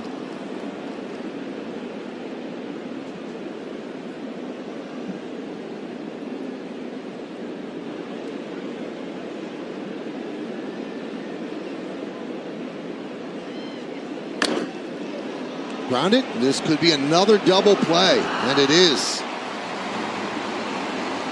5 double plays by the Yankees tonight.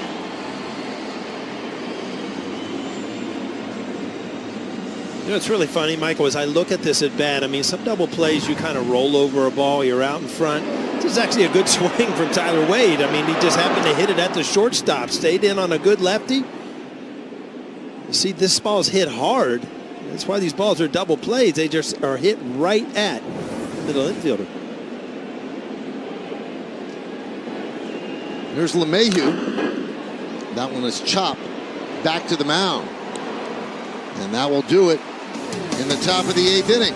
Buckle up. Kluber's coming out to pitch the bottom of the 8th. Well, the Yankees have seen this before. Don Larson with the perfect game. Dave Righetti, a July 4th no-hitter. Jim Abbott. Dwight Gooden. A perfect game for David Wells and David Cohn.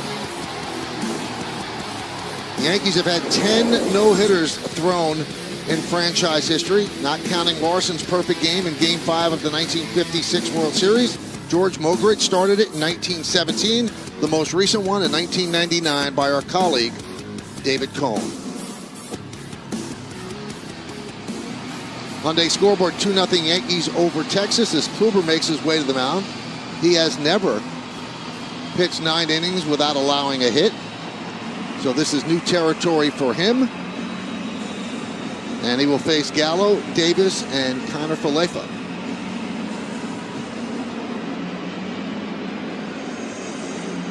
Last time the Yankees had a no-hit bid through 7 innings, it was Phil Hughes in 2010 at Oakland.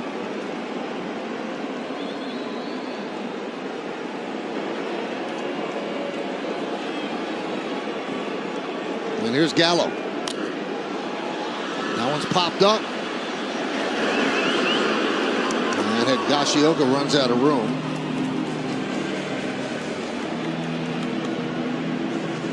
In the Phil Hughes 7-inning one, he was 6 outs away, but Eric Chavez hit a leadoff infield single that bounced off Phil's arm. The Yankees still won the game 3-1.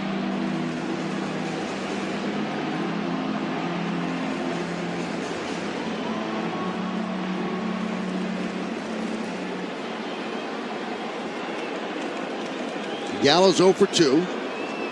Fly ball to center and a strikeout. The 0-1. Pitch outside, 1-1.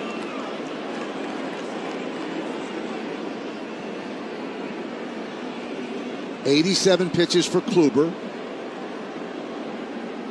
here in the 8th inning. And the righty deals. 1-2. His nickname is Klubot, and he is working tonight with machine-like efficiency. He is in sync with his catcher, Kyle Higashioka.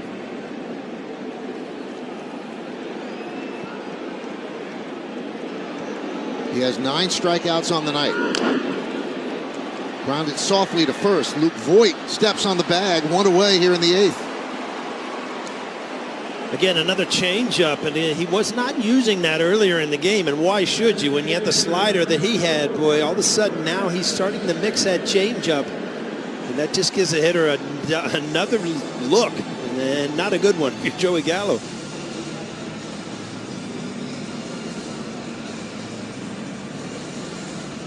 Here's Chris Davis. He's 0 for 2, grounded to second and struck out. He's a number 6 hitter in the order, the DH for the Texas Rangers.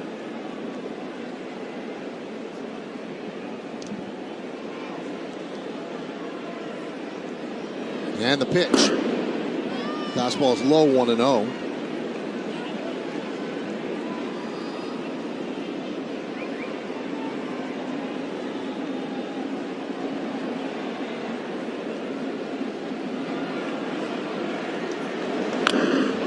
Line drive and caught on one hop by Urshela across the diamond. They get Davis, 2 away here in the 8th. Well, we'll wait for the replay, but again, I think this was another changeup, and it looked like it was up in the strike zone. Davis gets good wood on it. I'll tell you what, if you want a ball on a tough play, hit it to Urshela.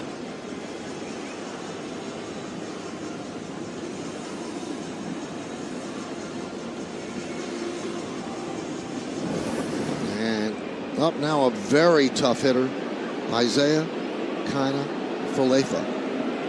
He is 0 for 2. Fly ball to right, ground ball to third. There's that great breaking ball for a strike, 0-1.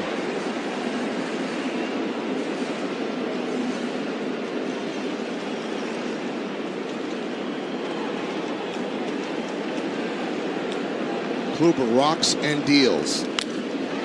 Line into right field. Right there is Wade, and Kluber is 3 outs away from pitching a no-hitter. We go to the 9th. Michael, this is getting fun, isn't it? It's time for the Audi Electric Moment. Visit your Tri-State Audi dealer and experience the fully electric Audi e-tron today. And Corey Kluber has been electric all night. And that was the only base runner that walked to Culberson. He's had a breaking ball that they're just flailing at. Very little chance. He has been that good. 9 strikeouts, 1 walk, just faced 1 batter over the minimum. He is 3 outs away. 2-4-0 for the Yankees. 3 big zeros on the Texas line.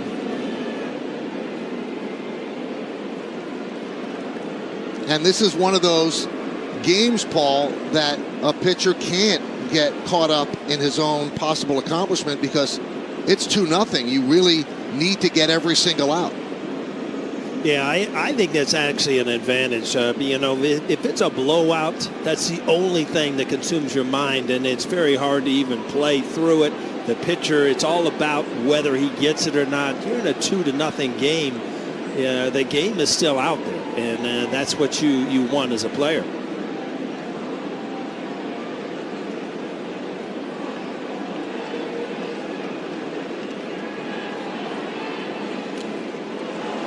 Oh, and 1.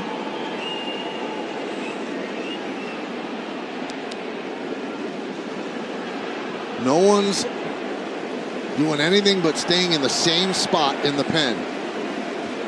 Baseball is a superstitious bunch.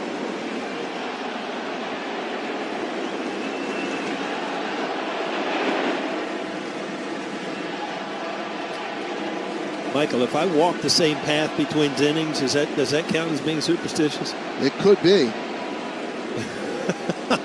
I'm wearing a path around the couch up here.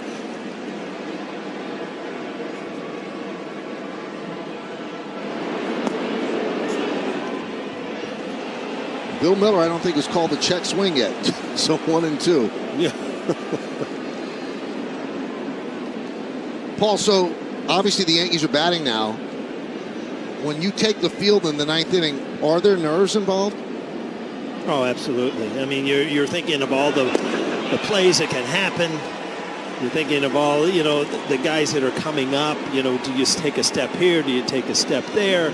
You know, everything that you could possibly do as a fielder is going through your mind, obviously.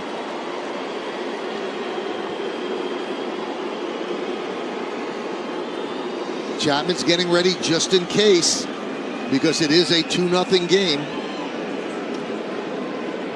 Here's Aaron Judge.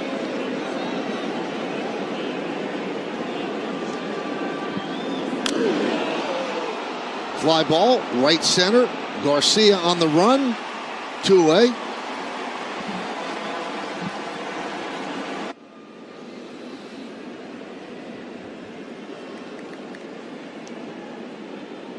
2 outs here in the top of the 9th inning. Here's Urshela.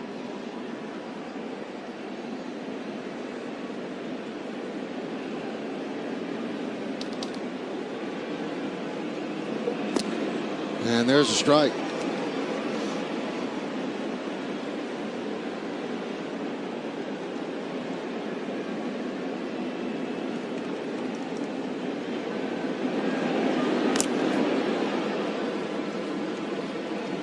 Oh and 2.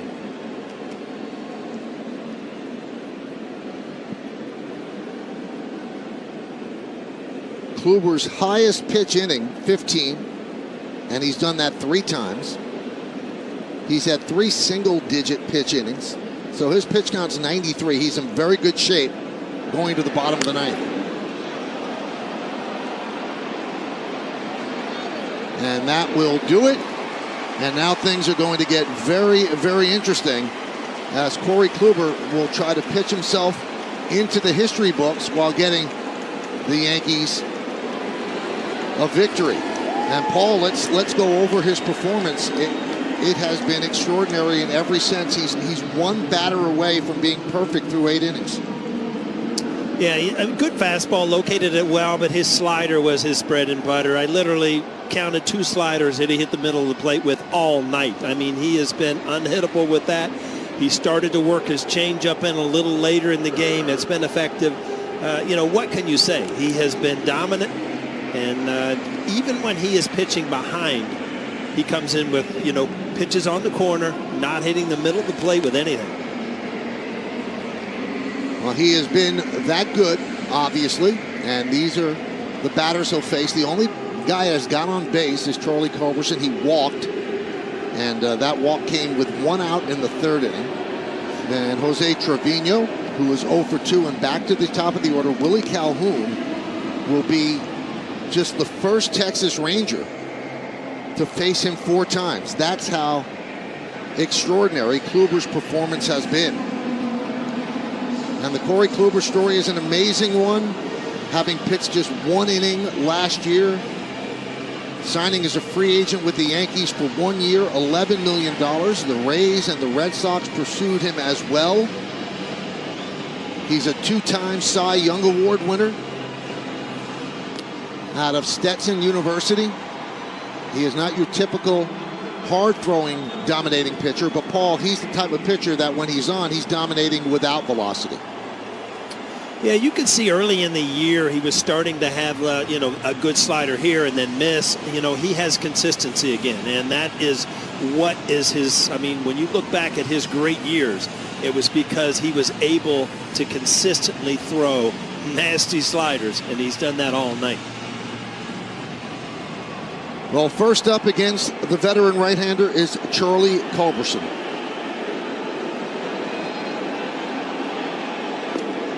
And there's a strike. 0-1.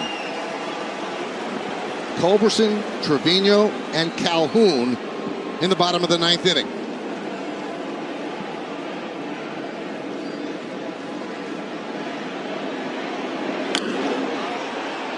On 1 hop to LeMahieu. 1 away. Michael, I'm going to tell you right now, that is not the play you want as a player in a no-hitter. This is an in-between hop. DJ LeMahieu makes it look kind of easy, but I tell you what, that is a tough play to start off the 9th inning.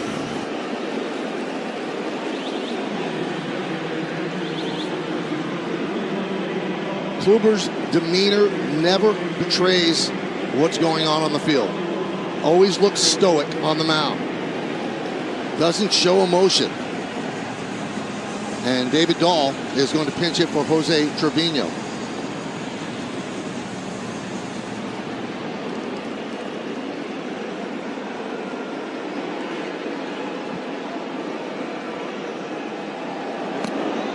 Tried to go backdoor, misses outside, 1-0. So a new batter into the mix here with Dahl.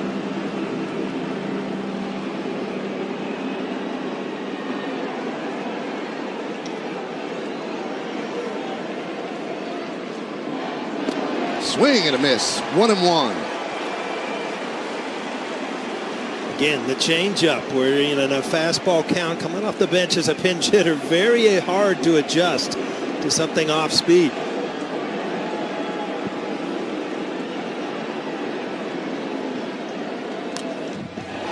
1-2.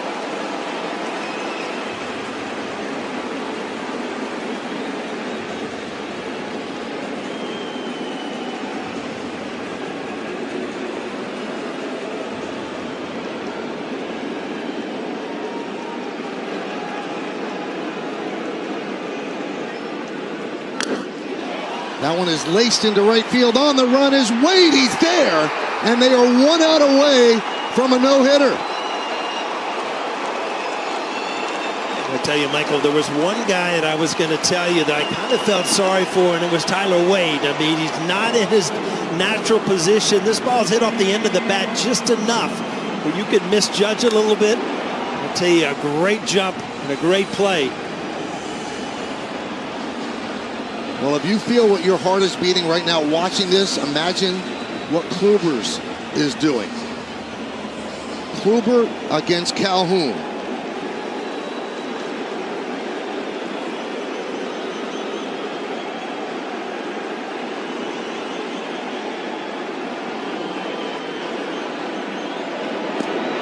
Strike one.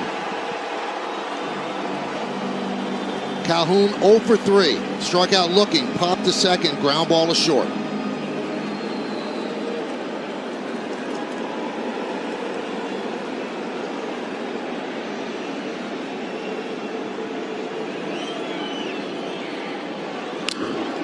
Ground ball to Gleyber Torres, and that'll do it. A no-hitter for Corey Kluber.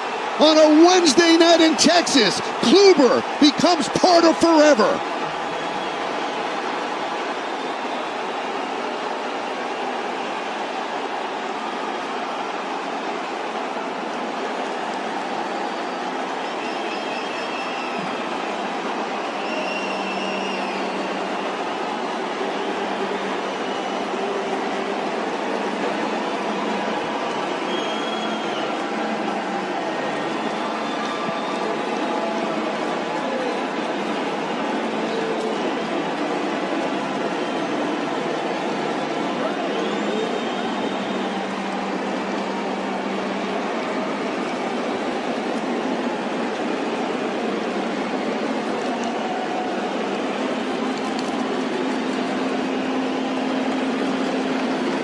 Paul, you've played in 3 perfect games. You almost came within one batter of announcing a perfect game. Corey Kluber tonight was absolutely magnificent.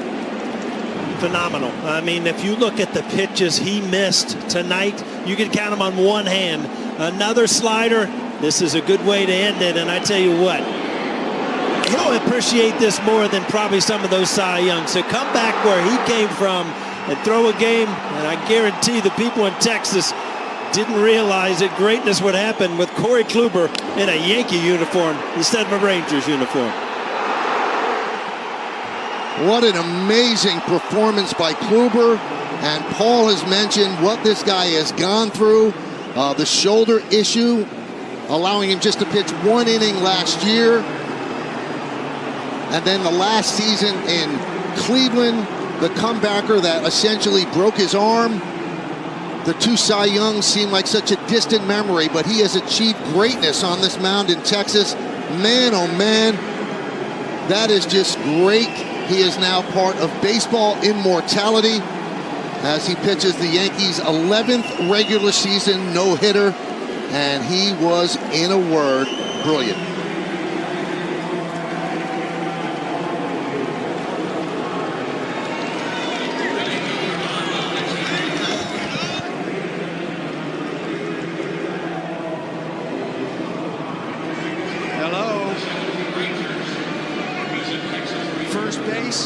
High first again.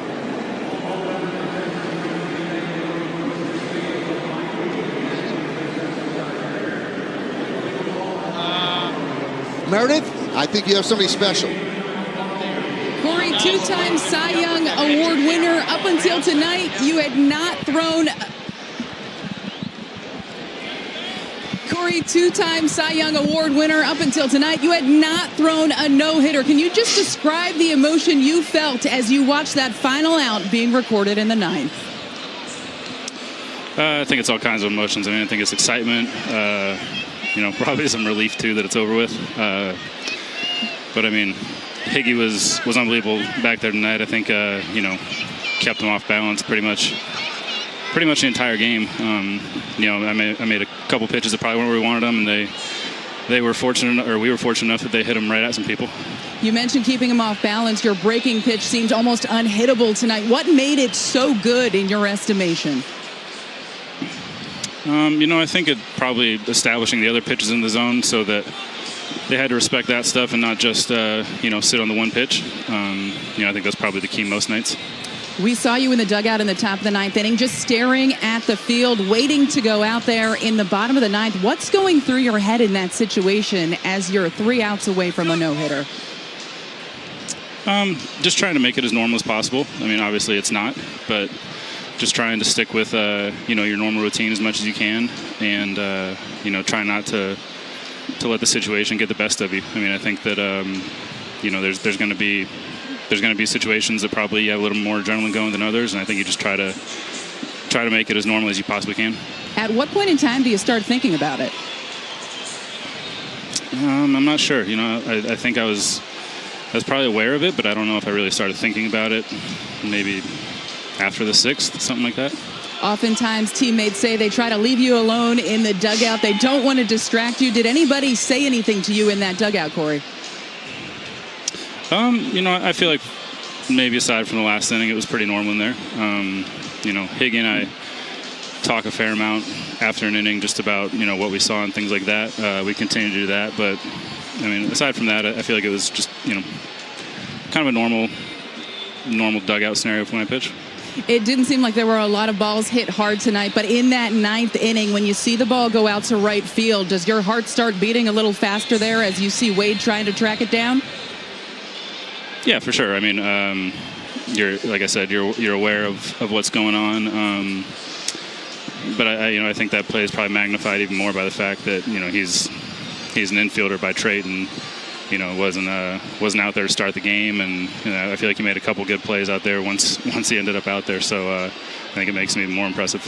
I know it's fresh. I know it just happened, but what will you remember most about tonight?